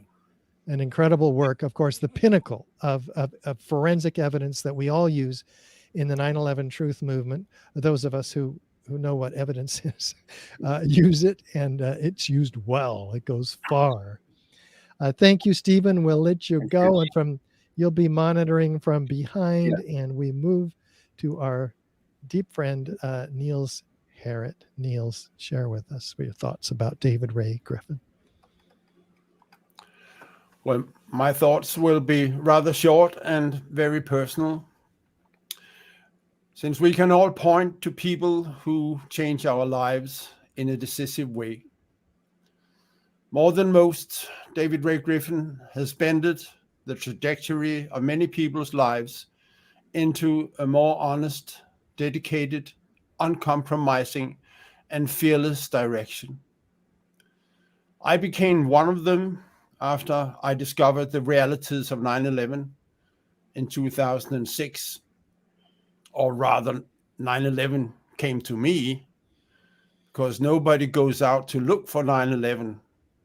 9/11 comes to you as a revelation. And for some, there is no way back thereafter. Truth is a one-way street. It becomes a categorical imperative to speak out. And like Galileo almost 400 years ago, David Ray Griffin took the lead.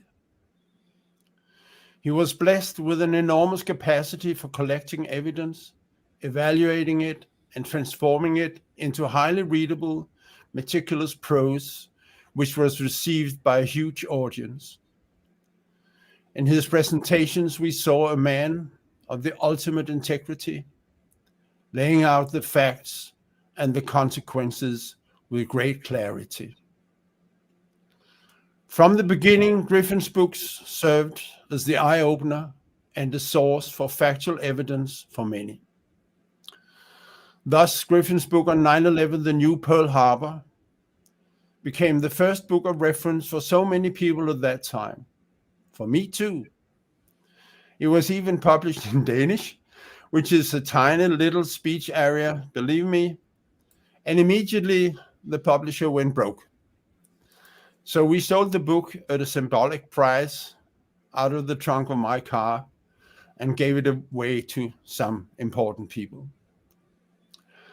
I met David Ray Griffin for the first time in 2009 in Switzerland. And the famous, respected, awesome academic giant became a down-to-earth, warm and humorous man. He became David, a friend. It turned out actually that he had played the trumpet in his youth. And since I have a sidekick playing the saxophone, we talked about playing together one day when our mission was accomplished. That shouldn't be. But from then on, I've had the honor to cooperate with David on many projects and initiatives over the years. What stands out are the Foundation of Scientists for 9/11 Truth and my service as member of the panel on the Consensus Project, which Elizabeth talked about earlier on. We talked on the phone occasionally, but met in person only a handful of times, fewer than I could have wished for. But simply by being there, somewhere, as the man he was, he remains a constant point of reference, a perpetual shining beacon in the fight for truth. Now, the man is gone, but the light still shines. Thank you, David, and thank you for listening, all of you. Thank you, Niels. Yes, thank you, Niels, so much. Very touching. Yes. Gail, do you have a comment or a question? Well, how about David Moudry? I resent how the media can simply dismiss any challenges to 9/11 as coming from conspiracy theorists, especially when these challengers are highly educated people with more than ample credibility, like Mr. Professor Niels Harrit. Gail? Cat. Let's arrest the criminals. Right. Yes. Let's see. Yes, there are some questions, but we'll save those for the end. So just to let everybody know that if your comment includes a question, we'll wait till the end and then we'll ask our panelists and let them answer. Okay, so that's it for comments? New ones that I have, Okay. unless Alan has more that I don't see. Well, Alan, you can display those comments while we're at an appropriate moment to do so. Thank you, Niels. Rich Sheck says, I'd like to introduce our next couple of distinguished panelists, which include David Chandler, a physics teacher, and his partner, Fran Shure, psychotherapist. Let's see if we can find them. I love this hunt. There's Mr. David Chandler. And hello, David. Hello. Hello, We're doing a little hello. shuffle at this end. So there's And Fran. there's Fran. There's Fran. Hello Hi, you there. Good to guys. see you I'll guys. shove back over when I'm giving my little bit, and then she'll come in after that. So You want to say a farewell to our friend Niels Harrit? yes, it's, Hello, and Thank you, Niels. we will catch up with she you, can't. Niels. Yeah, Fran Our can't work is reach not up done. to share a earbud here. Our work Said, is not say done. goodbye to Niels. Okay, my friend. Hi, David and Fran. Okay. So You good guys to want see to you share guys. some thoughts? David will go first. Okay. I also was asked to do a little write-up for Off Guardian, and so I thought I would just present what I wrote for them. And it's just very brief, but maybe there's time for a little bit more after that. I think a lot of people may be wondering why a theologian is a prominent figure in the 9/11 Truth Movement. I have a little insight into this question because after graduating with a degree in physics, I spent a year in seminary. I was actually considering going into the ministry at that time. A lot of people maybe don't know that. One of the topics we studied was something called process theology. And David Ray Griffin and his mentor, John Cobb, have been the preeminent advocates for this view of theology. In fact, John Cobb came and spoke to our class at that time. For them, God is not some distant, omnipotent being who rules over the world like a monarch. In process theology, God literally inhabits our world and ourselves. As we go through our earthly struggles, God accompanies us in those struggles. He literally rejoices when we rejoice, and he feels our pain and anguish. Our world is where God works, through us and alongside of us. Knowing where David Ray Griffin was coming from, it's understandable that shining the light of truth on a major turning point in history was consistent with his theological perspective. David Ray Griffin's most significant contribution to the 9/11 Truth Movement was to become an interpreter of the 9/11 events. Interpretation is critical. If we were to buy into the framing of 9/11 as a terrorist attack, our impulse would be to go find the terrorists. That's exactly what motivated so many young people to join the military after 9/11. However, if we interpret those events as a new Pearl Harbor, the title of his premier book on 9/11, and especially with the understanding that the original Pearl Harbor event was an attack that was allowed to happen to create a rationale for war, our response would be very different. David Griffin's insight reframed 9/11 as a war crime that needed to be investigated. In a real sense, it was David Ray Griffin's framing of 9/11 that created the 9/11 Truth Movement. David Ray Griffin has passed on, but the movement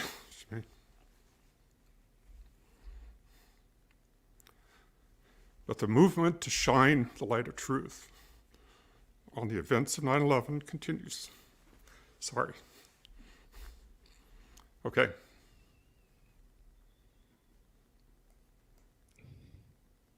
We share That's it. your deep feelings. Thank you, David. So, do you want to move into the picture, Fran? Let's bring Ms. Fran Shure to the fore. Now, no emotions, Fran. This is a highly technical. Just kidding. We're celebrating the life of David Ray Griffin, and we're mourning the loss as well.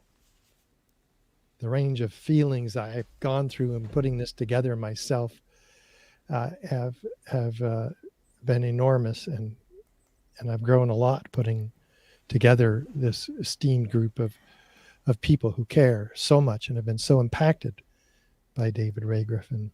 Hi, Fran. Hi, Richard. Hi, so good to see you. You have So some good to see thoughts you. to share with us too?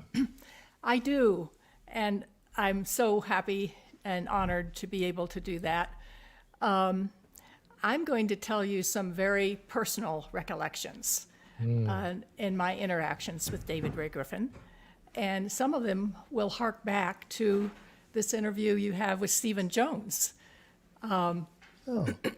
So David Ray Griffin and I met in October of 2007 when I picked him up at the airport in Denver for 2 speaking events that we had arranged for him in Denver and Boulder. I was his chauffeur and his constant companion for 4 days during that time. He told me that the talk he gave at Denver's Iliff School of Theology was one of his favorites. And he had been disappointed that even though he has spoken and written about the implications of 9/11, for Christians, he had not received even one invitation from churches or seminaries. So he was delighted to get an invitation from Dr. Vincent Harding, who was professor emeritus at the Iliff School of Theology. And David Ray Griffin and Dr. Vincent Harding were both Methodist theologians. Dr. Harding was well known as a civil rights activist and as Dr. Martin Luther King's speechwriter. So this was very special to be invited by him to come speak in Denver. In his talk, David challenged Christians with his observation that the greatest obstacle to the truth that 9/11 was an inside job is not the lack of evidence, but what can be called nationalist faith. The conviction that the leaders of our nation simply would not do such a thing. He compared this current situation with the situation in Nazi Germany, in which the majority of Christians during that era supported the Nazi regime. And by doing so, they betrayed their Christian values. So David and I talked about many things as I chauffeured him from place to place, and we went from event to event, and we bonded through our interactions during those 4 days. But then, as what happens with friends often, a disagreement ensued. Now, it was a disagreement about 9/11, and I wonder if any of you can guess what it is. What is arguably the most controversial issue within the 9/11 truth movement? I don't know if I want to guess. I almost tremble to even mention the word. It was what happened at the Pentagon. Oh, boy. We in Colorado had been studying this quite a bit, all of the issues with 9/11. We were giving courses at the Colorado Free University. And our Colorado group had called him to convey that we thought that David should not be conclusive about no large plane hitting the Pentagon, which he was edging into at that time. One of our members who was not invited came on that telephone call, and he was a person with a lot of anger and very toxic, and he really laid into David and was very angry with him. I was horrified. He was not supposed to be on that call. So I emailed David later and just profusely apologized for what had happened. And I could tell David was very hurt. He was a very sensitive man. And no matter his great intellect, he was a sensitive soul. And he was shaken. So during that period, David challenged me, and he asked me if I'd done my homework on the Pentagon. And he said, had I read his chapter in the New Pearl Harbor Revisited on that issue? And I said, no, I had not. And so I said I would read that chapter and I'd get back with him. And so I did. And I read it thoroughly, and I got back with David and said that I still believe that because of looking at all the evidence carefully, we still should not be conclusive about that issue. And then when I saw David at the Deep States Conference in Santa Cruz. And when I saw him, I immediately went up, grabbed his arm, and apologized again for that other person that was on the phone who was so angry with him. And then David later walked up to me just a few minutes later, put his arm around my shoulders, and said something in his usual facetious wit, which told me that he had accepted my apology, and I felt that our heart connection had been restored. Oh, So that was very nice. I really felt the connection again. Eventually, he sent me a copy of his 2011 book, 9/11, 10 years later, with a personal note written on the inside saying, I think, Fran, that you will be especially interested in Chapter 7, in which he had written a more even-handed argument about what happened at the Pentagon. And to be sure, I'm not the only person who convinced him to be more even-handed. It was a lot of people who had been talking to him. I was just one. In the meantime, Elizabeth Woodworth had emailed me, and she and David had invited me to be on the consensus panel. And I say this just to demonstrate that the character of David Ray Griffin. He did not need me to agree with him. He did not need me to be his devotee. He saw that I could do my own homework and I could think for myself. And therefore, he would ask me to be on the panel for that reason. In the summer of 2010, so that was the end of that little episode. And I just want to say that the art of civil conversation, civil discourse when we have disagreements is lost, but David had not lost that. We were able to have civil discourse about a very controversial subject, and I really respect that. In the summer of 2010, as we all know, David Ray Griffin almost died due to several very serious health issues. I wanted to write him, and I was hesitant to do so because I didn't know how he'd respond. But I wrote to him anyway, and here's my words. I said, I have been deeply engrossed in learning about near-death experiences and what these experiences the experiencers have come back to teach us. I am so far convinced that this is not a brain phenomenon. So David responded, and here are his words. On near death, you may now know that I have a chapter in my book, my 1997 book, Parapsychology, Philosophy, and Spirituality. I also concluded that near-death experiences cannot be explained purely as brain phenomena, quote unquote. yeah. So I was glad I had broached the subject. I don't do it to take away people's grief because we're human and we need to have our grief.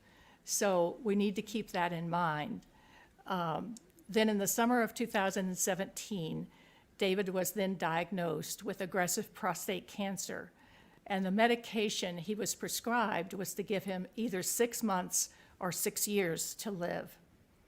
Again, I wrote to him and I said, well, David, I'll put my vote in for 6 years if this is what you want. And what a challenge this must be for both you and your wife. And it's one we will all face someday. David responded to me, yes, I will want the full 6 years. Then quoting Robert Frost, he wrote, I have many more books to write before I sleep. Wow. He says, also, I have not completely given up on exposing 9/11. My Bush and Cheney book, along with our 9/11 consensus book, will be my final efforts. I wrote back to him, good, but as you know, death is not asleep. If the hundreds of thousands of near-death experiencers are correct, according to them, death is more of an awakening into reality. David said, yes, I know, but I just couldn't resist modifying Robert Frost's line. So that was the words, the woods are lovely, dark, and deep, but I have promises to keep, and miles to go before I sleep, and miles to go before I sleep. So he said, I have books to write before I sleep. So there's more to share with you all, and if we were in a more leisurely conversation, I would, but I'll conclude with just thank you to David Ray Griffin. Thank you, David, for being so open and for being so honest that you would risk your stellar reputation to speak your truth about 9/11, for bringing huge credibility to our movement, and for living your values, such as your faith in God rather than in nationalist faith. So thank you very much. Thank you, Fran. What do you bet that he is still writing books today? Speaking of books, one of the wonderful volunteers in our world at Richard Gage 9/11 is Dan Noel, who has taken the last week to help us put together the thoughts and the books and the experiences in writing of David Ray Griffin, and has made a very special webpage on our website for David, for you, for that, so that you can see what is process theology, what was David spending his first 50 years studying before he got into 9/11, and the carousels of the videos are there for you to free to watch because of Dan. I just want a big shout out to Dan for that humongous effort. Dan's an incredible volunteer. Dan Noel. Gail, do you have some comments for? No new comments unless Alan has some. There's one. All beauty and love in this world depends on truth, and this group is some of the most critical carriers of light and truth. Thank you, David Cox. This is yours, Gail. All right, Marvin Sands. Wow, Fran and David look good. Cheating time. Cheating time. How about you guys that? do look good. Yeah. Yeah. I just wanted to clarify something, if I may. I wasn't that person that she was talking about that was getting angry at David Griffin. Oh, we hadn't gotten together yet. I didn't even think that. Yeah, that was before your time. I think I know who that was, actually. But we're not going to play that game. In fact, you guys, speaking of friends in the 9/11 Truth movement to share with, I would like to bring on a very special friend who is Barbara Honegger, author and 9/11 researcher. Let's find Barbara. I've got so many wonderful people backstage, and I found her.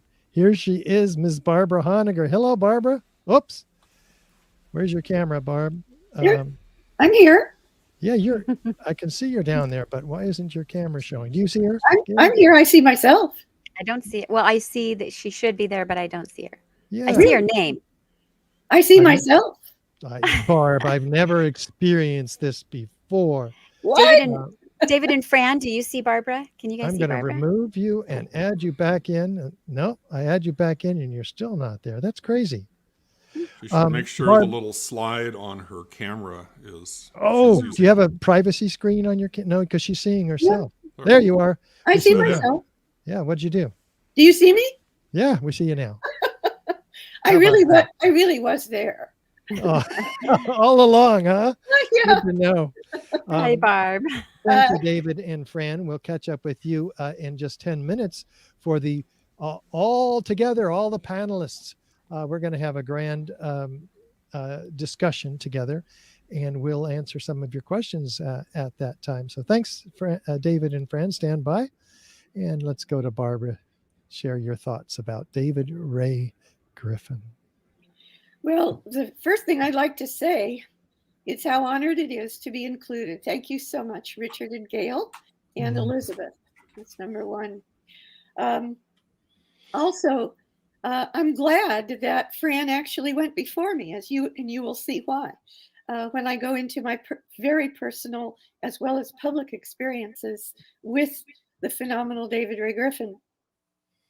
I would also like to say that as I woke this morning, knowing that we were going to be holding this memorial, I experienced great joy, like the Pentecost. And I feel that we are all apostles of David Ray Griffin and the truth, and bringing power to the truth, which is a response to what Paul Craig Roberts said. And I'll get to that, I hope, at the end of my short presentation here. I would like to begin by just saying that in addition to his incredible intellect as a great writer and the phenomenal evidence that he brought together in an incredible way in all of those dozen or so books on 9/11, I want to remember his humor, because when David would give a public presentation, he would have the entire audience, including myself, of course. I was at almost everything that he did that I could possibly physically go to. He would have the audience laughing while they were getting it, while they were getting really hard truths to digest. He would have us laughing. And I also want to remember his phenomenal logic. When you read his books, it wasn't just the evidence, it was how he put it together and the phenomenal logic. You couldn't deny it. You couldn't unknow what he taught you. Okay, that's a big picture comment. And now I'd like to share with the audience and the other members of the panel and our hosts.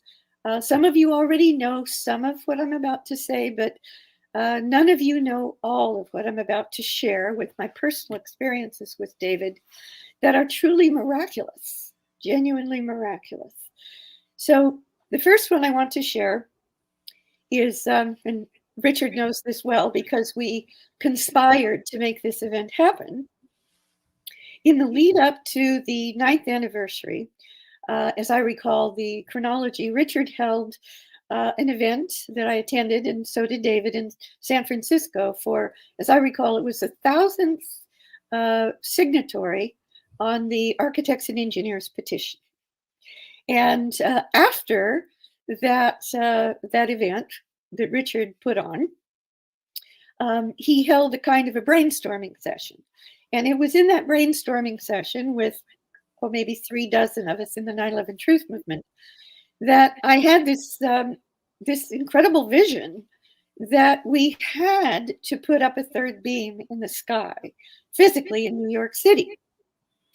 And so for 3 times, I called Richard, and I said, Richard, we really need to put this 3rd beam up in New York City. And he said, yeah, Barb, I know, but I'm doing these other things. And finally, at a meeting at none other than Ken Jenkins' house, where Mike Gravel, former Senator Mike Gravel, was, we were at a break and we were having the finger food for lunch. And I went over and I stood next to Richard and I said, Richard, we really do need to put a 3rd beam up in New York City. And he started to say again, yeah, I know, Barb, but I've got these other priorities. And then suddenly he said, you mean actually put up a 3rd beam? Yep. And I said, yes, Richard. A real beam? I will never forget the look on his face. Oh my God, it just was brilliant light, And so we conspired to make that happen, the 2 of us, together with my partner, Steve White, in New York City. And the bottom line is, in the lead up to the 9th anniversary, we put together to actually doing this. And I was the operational person in charge of it in New York City.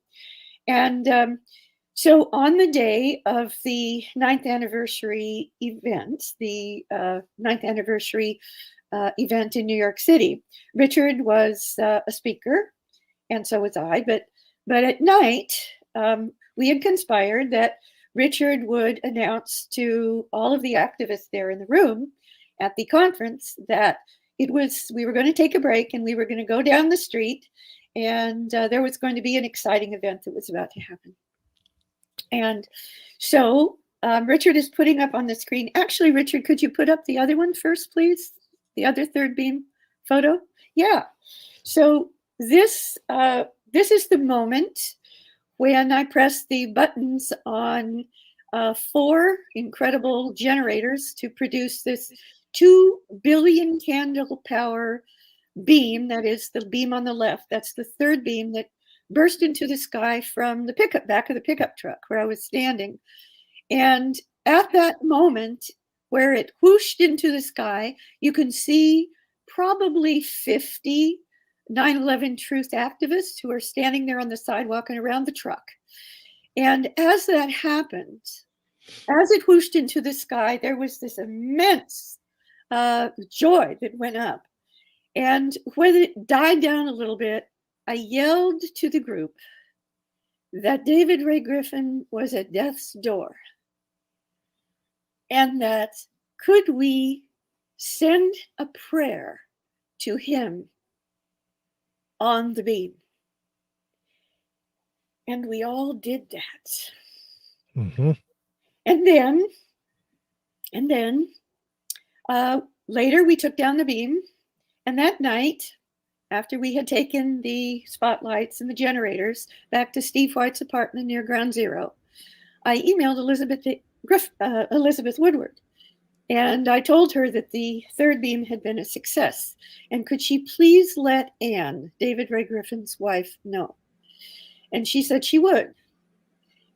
And it wasn't too long before I got an email back from Elizabeth, or a call, I can't remember. I think it was an email, but I got the communication back from Elizabeth that she had heard from Anne, and that the gist of the message was that Anne got the message, and by David's bed, she whispered in his ear that the third beam had been a success and that the prayer had gone up for him on the beam. And that a huge smile came over his face and that he opened his eyes and asked for pen and paper to write down everything else he still needed to do for 9/11 truth. And he came back. And the next event that I want to mention, and could we have the other third beam photo now? If we could see that. So right after the prayer went up on the beam, there's Richard on the right and Manny Badillo, who was a New York City 9/11 Truth activist. And family member. And a victim's family member, absolutely very active. And me in the middle. Looks like the 3 beams are going out of my head there. And then if we could see the next photograph, the final one. Yes. So it wasn't, David had a significant recovery period.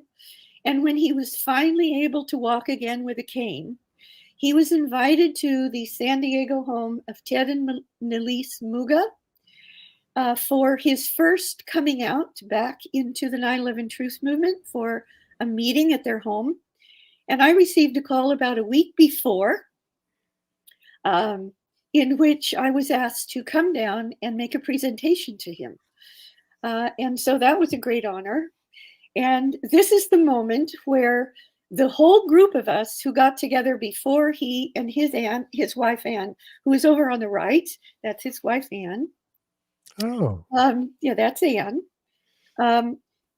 Before he arrived with Anne, and he was walking very gingerly and quite weak still, but definitely back with us and doing his 9/11 work. We had all signed the back of this poster that was taken of the most famous photo by Scott Starr of the third beam. Mm-hmm. And there are, at least 30 signatures of 9/11 Truth activists on the left.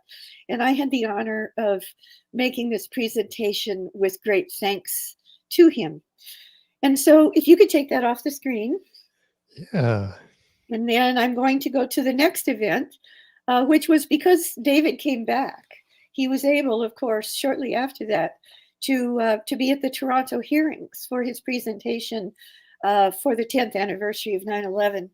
And myself and Niels Harrit, Niels Harrit's wife, and David Ray Griffin and others stayed together at a residence of Karen Brothers, I believe is her name, in Toronto. And we drove to the Toronto hearings together.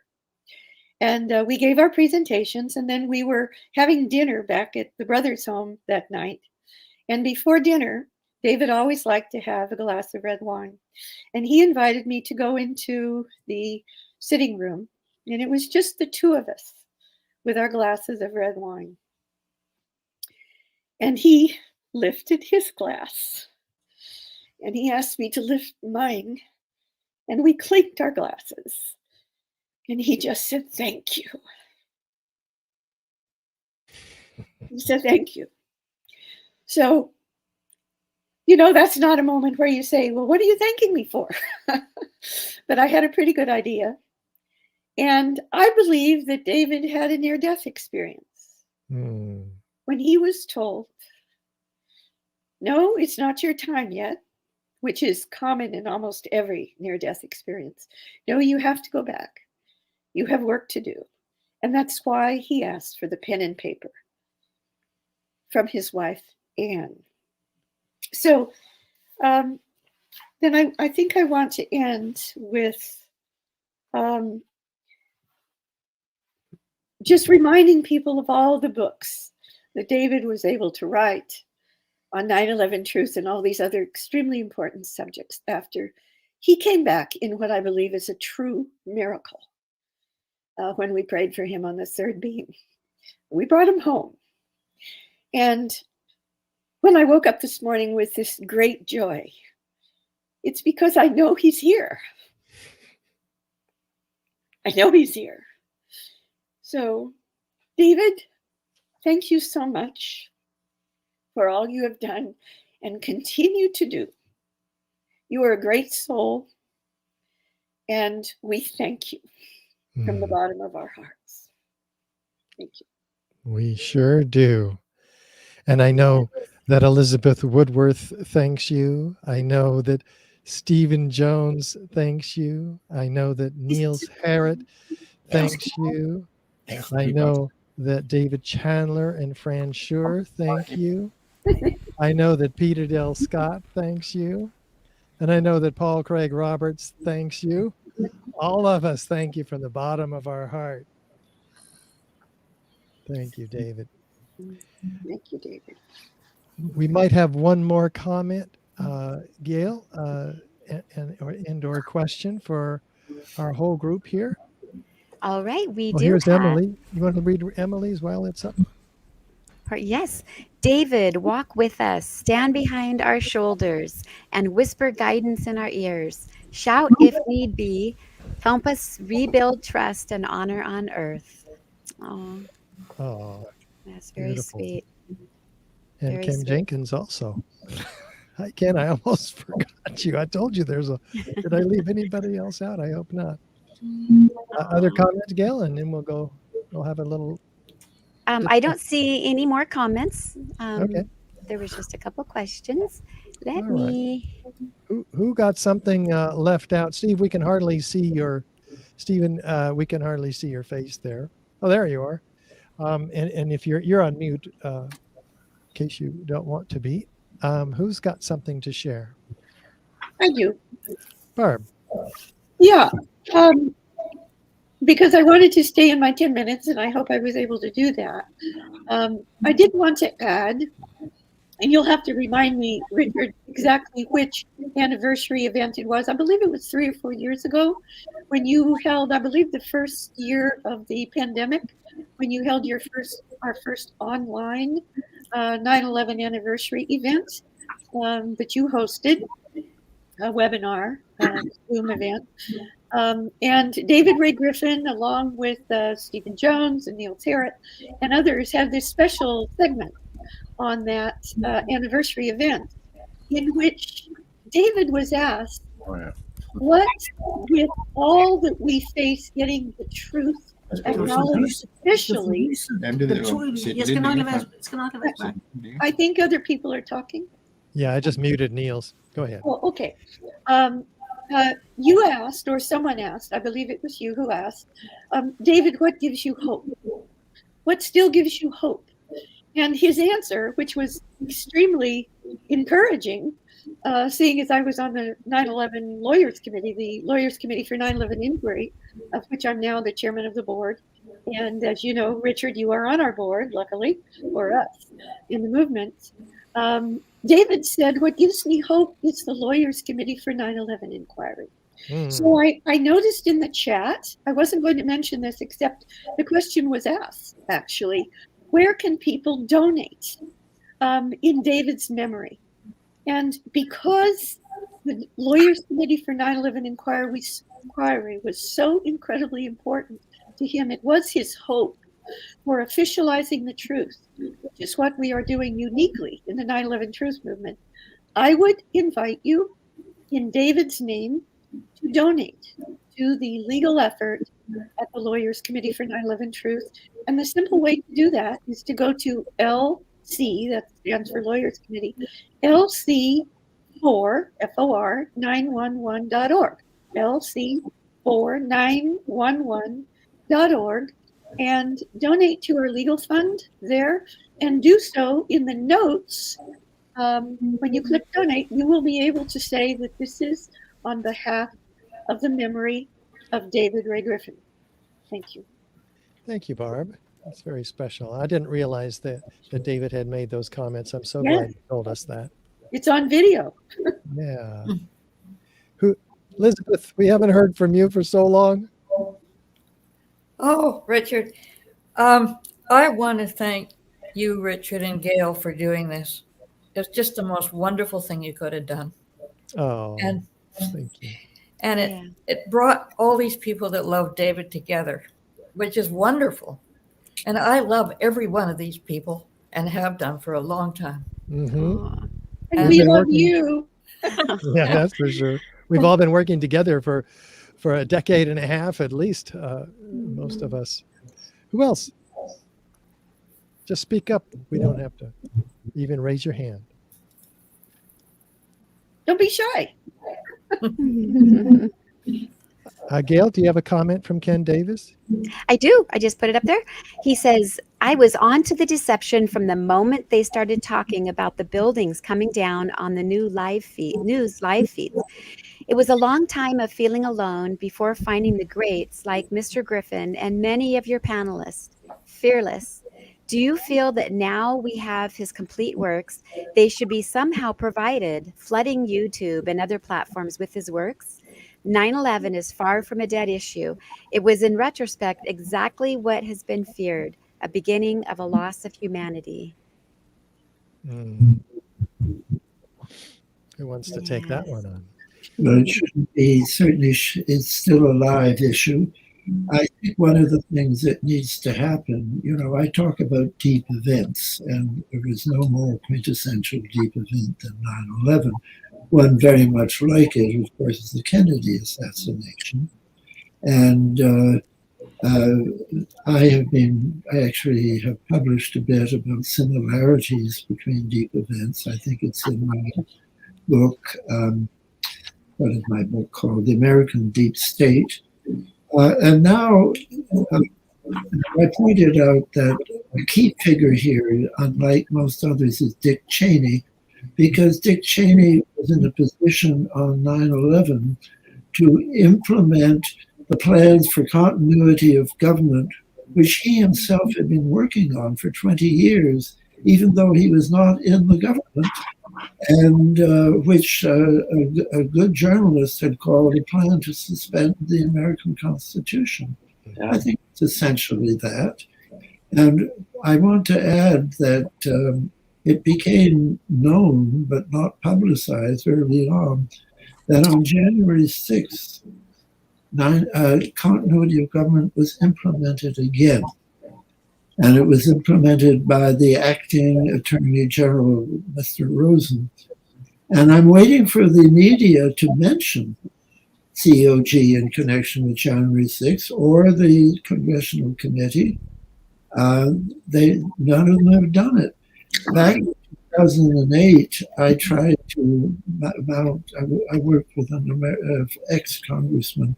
We tried to, through the 9/11 movement, we tried to mount a campaign to get Congress to terminate the state of emergency that was declared a couple of days after 9/11. And they wouldn't do it. But apparently somebody got an answer from his congressman, said, oh, yes, that part of the law is not in operation anymore. It was changed by COG. So here's I don't know what the facts are because we're not able to see COG rules, but one became very clear on 9/11. That was that the president and the vice president shouldn't be in the same city at the same time. That's how they told Ashcroft, the Attorney General, not to go back to the Justice Department under the same rule, which is why the Cheney and his lawyer friend Addington were working with John Yoo, who was a very junior man who just arrived in the department. So if David Ray Griffin had taken on the issue of continuity of government, it's a big and very important topic. Anybody know? Not to my knowledge. Yeah. Other thoughts? I could just say one thing about this 9/11. Having been an engineering student at Georgia Tech, it was obvious those buildings did not fall down from asymmetrical structural damage. But what really gave the show away was that if the official explanation was right, then the president, Cheney, the Congress, the whole government would have been screaming and yelling, how did this happen? How could such total failure engulf the national security state where every institution completely failed? I mean, if you look at the official story, it makes the United States look like the most incompetent organization that ever existed on earth. And once I saw that there was no clamor to get to the bottom of this, but they were doing everything they could to avoid even a superficial 9/11 commission. You know, it took over a year to get that. Yeah. This was a complete, I mean, I spent 25 years in Washington, very highly placed. And I know for a fact, if the official story had any truth to it, the president, everybody would have been screaming, heads would have rolled. I mean, this was the greatest embarrassment to a superpower in world history, that a few Saudi Arabians could completely defeat the national security state.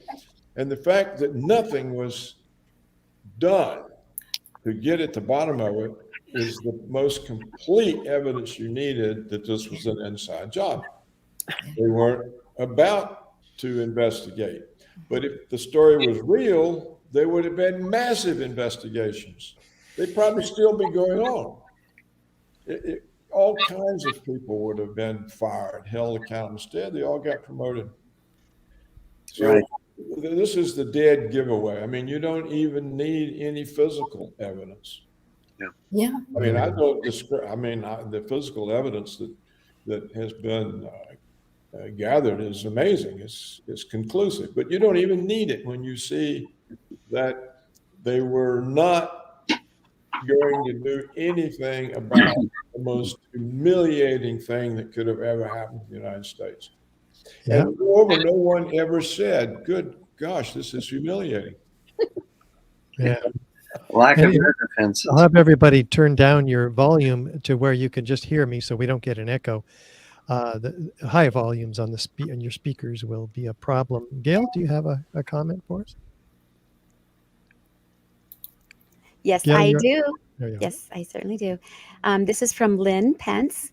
She says, "Thank you, Richard, and all the wonderful contributors to this memorial.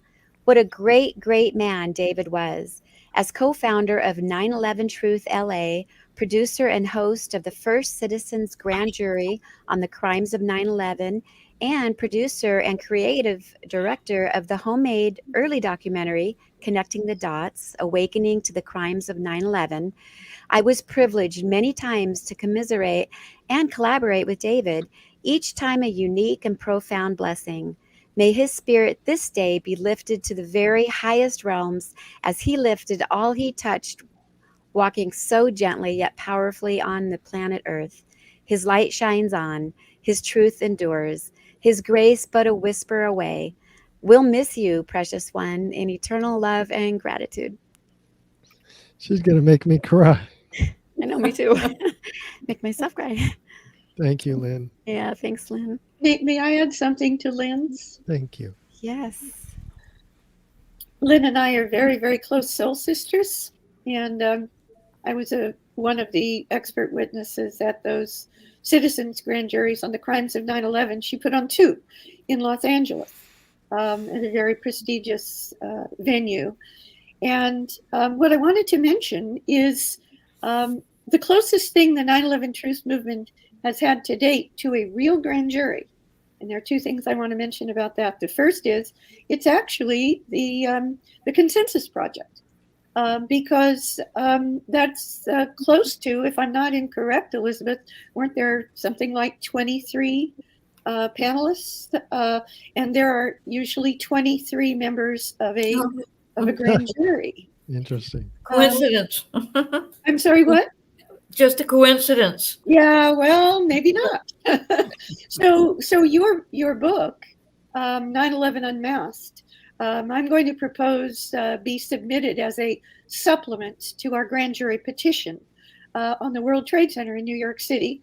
And for any of the members of the audience or even the panelists here who don't know, the most important action that the Lawyers Committee for 9/11 Inquiry has done to date, they're all important and they're all on our website. Every single legal filing we have done is on our website at lcfor911.org, so be sure to go there if you haven't already. But arguably the most important is our World Trade Center Grand Jury petition, which Richard Gage and our Lawyers Committee, before he became board member of the Lawyers Committee, collaborated together. And we filed that with the U.S. Attorney for the Federal Second Circuit in New York on, I think it was April 11th, it was 2018. And they got back to us and they said, yes, we will obey the federal statute that requires us to give this to a special criminal grand jury, which was our petition. And there were something like 50 evidentiary exhibits. They're all on our website. You can read them. And what many people may not know is that the U.S. Attorney for a number of years, even though he said he would obey the federal statute that requires him to do that, he refused to actually say that he'd done it. And so after a few years, we filed a mandamus action. That was before Richard Gage came on our board. We filed a mandamus action and we waited. And then we were told that even 9/11 victims' family members and first responder victims' family members did not have legal standing to sue, if you can imagine. Then we appealed to the appeals court for the Second Circuit, Federal Circuit there in Manhattan, which is the federal jurisdiction for the World Trade Center Tower events on and World Trade Center events on 9/11. And they agreed with the first court, and they said, no American citizen, including 9/11 victims' family members and first responders, have any standing to sue. And so we have now appealed to the Supreme Court. On November 3rd, the Lawyers Committee for 9/11 Inquiry, and now with Richard on the board, we have filed what is called a petition for certiorari, with the Supreme Court, and we are waiting to hear if they will accept if they will accept the lawsuit. It's extremely unlikely that they will, but we are cautiously optimistic because last year the Supreme Court only accepted less than 1% of all of the 8,000 requests to take this court cases. But we are never going to give up. And I just want to remind everybody that David Ray Griffin did say that the Lawyers Committee's legal actions, which put power in officializing the truth behind the evidence, that it was his great hope. So please help us to help you to achieve his goals. Thanks, Barb. Anybody else? I wonder what Elon Musk thinks about it. 9/11 truth? He has 120 million Twitter followers right now, and he is going after the deep state on Twitter. I follow Twitter every day for hours because you get to hear what everybody in the world that matters is saying. And Musk has he's taken all the deep state people out of the Twitter management. You know, like I was shut down for a medical librarian for quoting medical literature during COVID. Anybody who mentioned hydroxychloroquine or ivermectin on Twitter was knocked off. Yeah. And so he's restoring a lot of these accounts.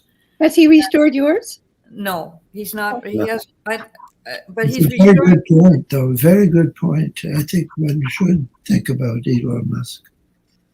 Sorry, Peter, I didn't hear you. I'm saying that we should think about Elon Musk because he, there's a lot that's wrong about him, but he is a questioner. He's questioning the war in Ukraine. He wants it to end, which I must say I do too. So that I think I'm not the one to do it, but somebody should reach out to him, I think. What was David's book revealing about the war in Ukraine, Elizabeth? I only proofread one chapter back in April, and that was the chapter on Busha, which he said was a false flag, like the West has been accusing Russia of murdering all those people in Busha. And it was a Ukrainian, it was the Nazis in the Ukraine. It was a false flag. And David knew that, and he asked me to help him with that a little bit. So, but Clarity Press, and I know the publisher very well. We're really quite good friends. David asked her if he would publish this whole book like 3 or 4 days before he was sort of planning to end his life because he was so uncomfortable. And he postponed that. I shouldn't say this. I have said it. It's too late. Anyway, so I gather that a lot of it's like this a continuation of the other book, on the American trajectory, like what they're doing now. It's just an update on that. We were talking about Twitter earlier, just a few minutes ago, and saying that we should reach out to Elon. Well, I did. What I said was, and a bunch of people retweeted it. People don't even know. But what I said was, Elon Musk, or at Elon Musk, do you think we will ever see justice for the victims and their families by exposing the truth about 9/11? The families, our country, and humanity deserve to know the truth, and those guilty deserve to be hung. Our country and the world needs a new investigation into 9/11. I don't know, maybe if enough people, contact him, who knows what he'll say. He'll probably ignore David it. will talk to him. Oh, there you go. His higher self. He's got a direct line now. Yeah. Now we see Pernilla right next to Niels there. And Pernilla, hello. You're sort of half in and half out of our discussion. Can you slide to your left? We would love to see your whole lovely face. Welcome, welcome, welcome. Many of us have met Pernilla in Copenhagen. Hello. Hi, Pernilla. Hi. Hello. Hi. It looks like you've cheated time too. Sorry? It looks like you've cheated time too. Yes, yes, I can see that. What are your thoughts having watched all of this so far? Pernilla. My thoughts about the whole evening? Or what? About David, yes. Yeah, well, I think we became good friends as well. I was even hugging him and kissing him and saying, have a nice time when we left each other in Toronto. And the first time I met him, I was so modest. I was so nervous about meeting such a great man, but in the end we were laughing and cheering, and I think he was very, very kind and nice and wise. Aw. And Stephen, did you have any secret meetings with David that we don't know about? I recall one time we were sitting at, it was like a picnic. I think you were there, Richard. It was outside, but I don't remember exactly where. But anyway, and we were just chatting, and he has a marvelous sense of humor. Mm-hmm. And as several have pointed out, but it was just fun and delightful to talk to him.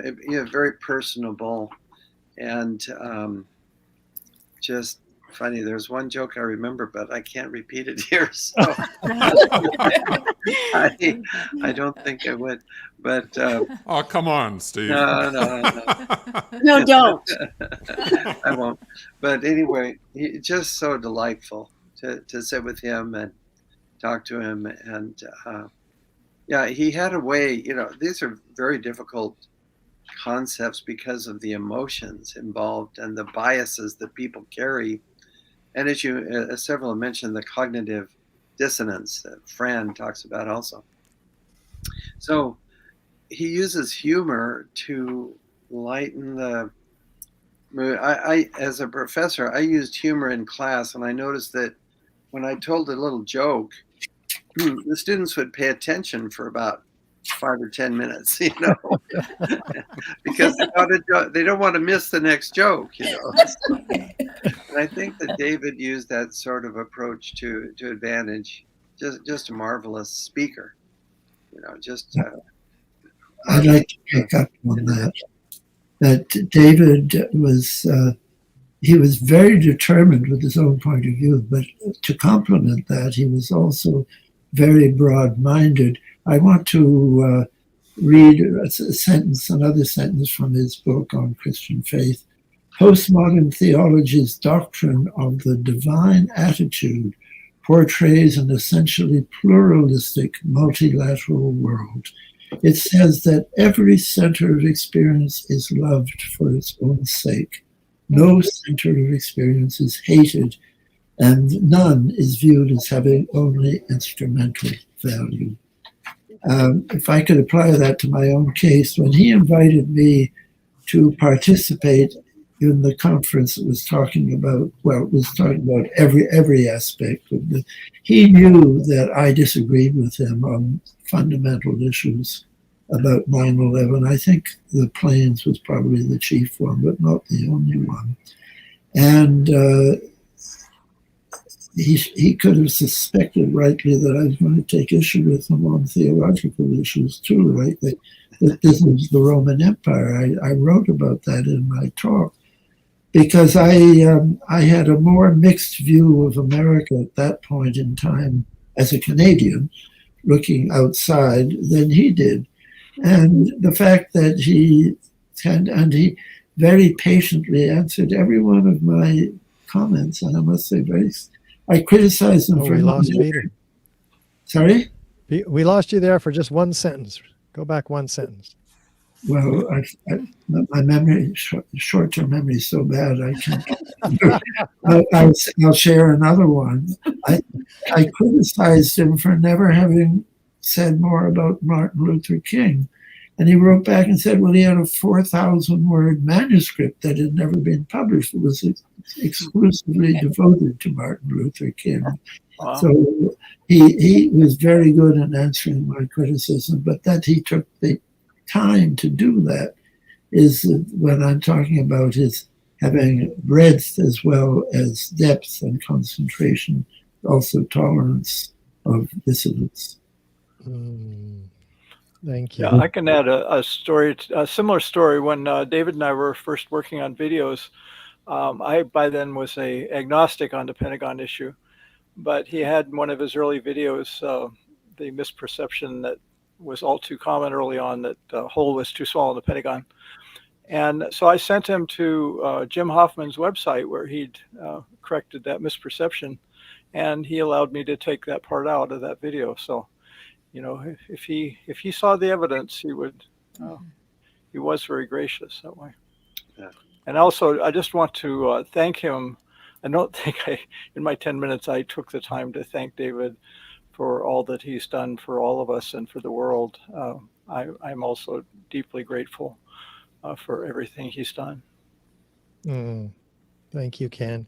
I wanted to share that when this photo was taken, the day this was taken, Ken Jenkins had invited us to come and create a very special infomercial in Marin County, California. And we all showed up, and I was absolutely terrified. Ken, that was what, 2007, early years? Something like that, yeah. I hadn't done any real public speaking, much less been in front of 16 cameras like he had there and about 40,000 lights. And I was absolutely terrified.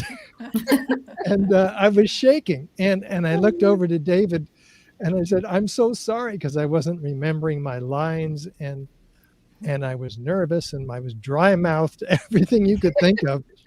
And he looked at me and he said, "This doesn't faze me at all." He was so cool and so calm and so collected. And I was inspired by that. I took hope in that, very much so.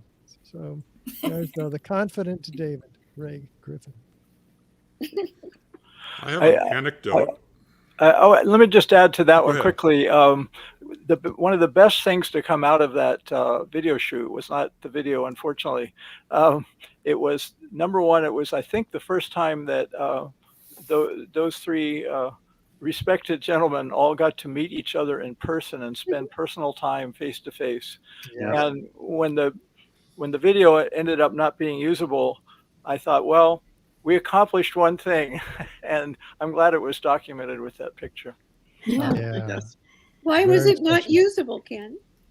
A long story, not worth repeating at this point. Too bad. Yeah, it's unfortunate. Other anecdotes? I had an anecdote that doesn't quite fit the flow here, but I was thinking of it earlier. In terms of some of David's process theology concepts, one of the things is process theology is highly integrated with a scientific explanation of the universe. And so it supports the idea that God doesn't break the rules, that he basically works with us and through the universe, following the rules that are there. So it's not like he steps in and creates miracles in that sense. And so if you have that background knowledge, then when you read his book about World Trade Center 7, that's the theme of a couple of the chapters where he keeps accusing NIST of believing in miracles. If you realize what he's doing is saying, hey, I don't believe in miracles, and I'm a theologian. What are you doing believing in miracles that this building could just come down? Anyway, that's the deal. That I mean, it was sort of like an inside joke if you knew where he was coming from, where that phrase originated, you know? So, actually, that's a great story. And one of the best videos with David Ray Griffin is one I didn't make, which was up in Seattle after I was working with AE. And it was on that theme of, you know, why do people believe in miracles around 9/11? It was very well done. Yeah, I have an anecdote about that. Yes. Yeah, so if you remember my presentation and that photograph of David when he first was able to walk, and we had that wonderful first get-together with the 9/11 Truth Movement activists in San Diego at Ted and Elise Mugat's house. Well, it was after that his first, as I understand it, Elizabeth can correct, this is what David told me anyway, that after this event, David accepted his first public speaking invitation after coming back from the moment of the third beam, where I believe he had a near-death experience and was told he had more work to do. He then was invited to, I believe it was Seattle Town Hall, and he gave his presentation, Why Do Bob Perry and, who was it, Ken? Why do Bob Perry and... from PBS. Yeah, PBS, yeah. Anyway, why do Bob Perry and the other guy, who was LBJ's White House press secretary, why do they believe in miracles? And I didn't realize that you hadn't done that video, but there is a video of that, and I have that DVD. I believe that maybe Mark Snyder, who was the videographer up there in Seattle, did that. Yes. And yes, I think so. And it was a great video also. And it is available from Mark Snyder and others from Seattle 9/11 Truth's website. So he gave this presentation. And in the presentation, because this was right after this event, not long after this event here in San Diego with the photo on the screen, in this presentation, he wanted to know, he was very, very hurt, personally hurt. Oh, Bill Moyers. Why do Robert Perry and Bill Moyers believe in miracles? In other words, the official story of 9/11 was what he meant by a, quote, miracle, unquote. And it was one of his most humorous presentations, but also very serious as usual. And in this presentation, he made the point that how could Robert Perry, whose website, consortiumnews.com, is still online and it's one of the best ever, still to this day, people who are carrying it on for him. He's no longer alive, unfortunately. But he asked the question, how could Robert Perry be so good on the October surprise, like Barbara Honegger? They both published books on this subject, and not be open-minded about 9/11. And Bill Moyers did The Secret Government on PBS. Yes, exactly. And he was personally hurt by this. And then he recommended to the Seattle 9/11 Truth people that I be invited to be the next speaker up there at Seattle Town Hall, which became my Pentagon documentary, Behind the Smoke Curtain, which is online. So that's another personal experience with David Ray Griffin. The very first thing when he came back, his very first presentation, he wanted to know, how come Bob Perry isn't seeing the reality like Barbara? You know, that was an honor. We plan to feature that video at our next film festival, by the way, at my recommendation. It's a wonderful video. Oh, that'll be great. He's still quite weak when he's giving that. Well, he wasn't quite weak here. What did you guys think about this? How old was he when he gave this lecture? The picture in the upper right, I was so moved. Yeah. How many of you are delighted to see him at such a young age? I mean, I can't get over this. I think he was in his early 40s then. Yeah, I've never seen it. The only picture I've seen of him around that time was his wedding picture in 1984 when he got married to Anne.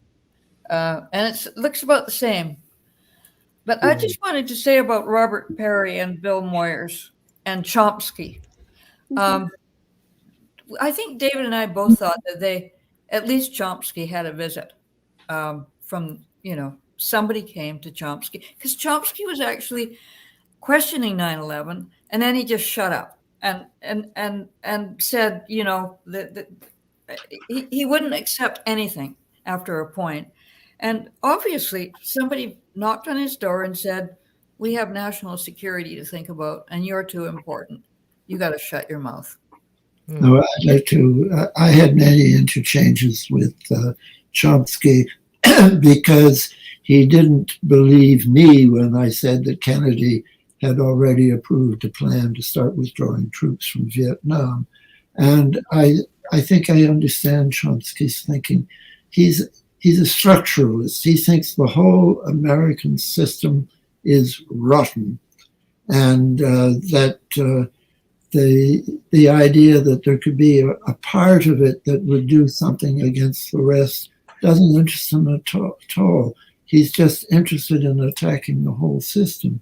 I did a fifth essay on the Pentagon Papers, and oh dear. Anyway, somebody else I'm dropping the name, a famous guy, said, we can't use that essay because you're saying it makes a difference who's president.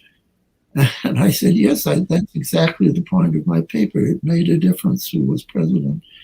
Noam came back and he published the essay, but then he wrote a whole book attacking the essay. So that structural idea, it's all rotten. You don't start picking, looking here and something that. You attack capitalism, and that's the way to go. I must say, it sounds as if I don't respect Chomsky. I have an enormous respect for Chomsky, and he's done things. I mean, it's just he's very like David Ray Griffin in this respect. How can one man command so many facts in his head? But he has a kind of total approach to things. I think if somebody came in and threatened him, I think he would have risked his life to tell the rest of us about it. Well, Chomsky did publish a book. Final thoughts before we take off, Barb? Just a comment on Chomsky, if I could. He did publish this very short book, in which, to my shock, he actually said in words, this is almost verbatim, it doesn't matter who did 9/11. Yes, it does. Oh. Yes, it does. Wow. That sums it up, yes. It follows from his worldview, but he's wrong on that. Did David ever confront Chomsky? Yeah, he did. I think it was so hopeless. Like, we both wrote to him he always answers. He never ignores an email. So he just says things like, I sent him a picture of the towers exploding upwards and said, how could that happen? And he wouldn't really engage with it. Okay. Well, up to us, folks. Yeah. What? May I have a word here? Yeah. On the rottenness of the American system. As a foreigner sitting, I'm here very, very far apart from probably each of you. So, ladies and gentlemen, please recognize that an exchange like this on this evening here in Denmark could not have happened in any other country in any other world in this world. Okay. Interesting. But that's the American spirit, and I love it. Thank you, Niels. Good point. Thank you. Thanks, everyone. Good to talk to you. Good to see everyone. Thank you, everyone. Thank you, Richard. Thank you, David. Let's give a big, warm Thank you. send off to David. Yes. Bye-bye, David. If you heard all this. Thank you, everybody. Bye, everybody. Thanks for watching. Catch up with you soon.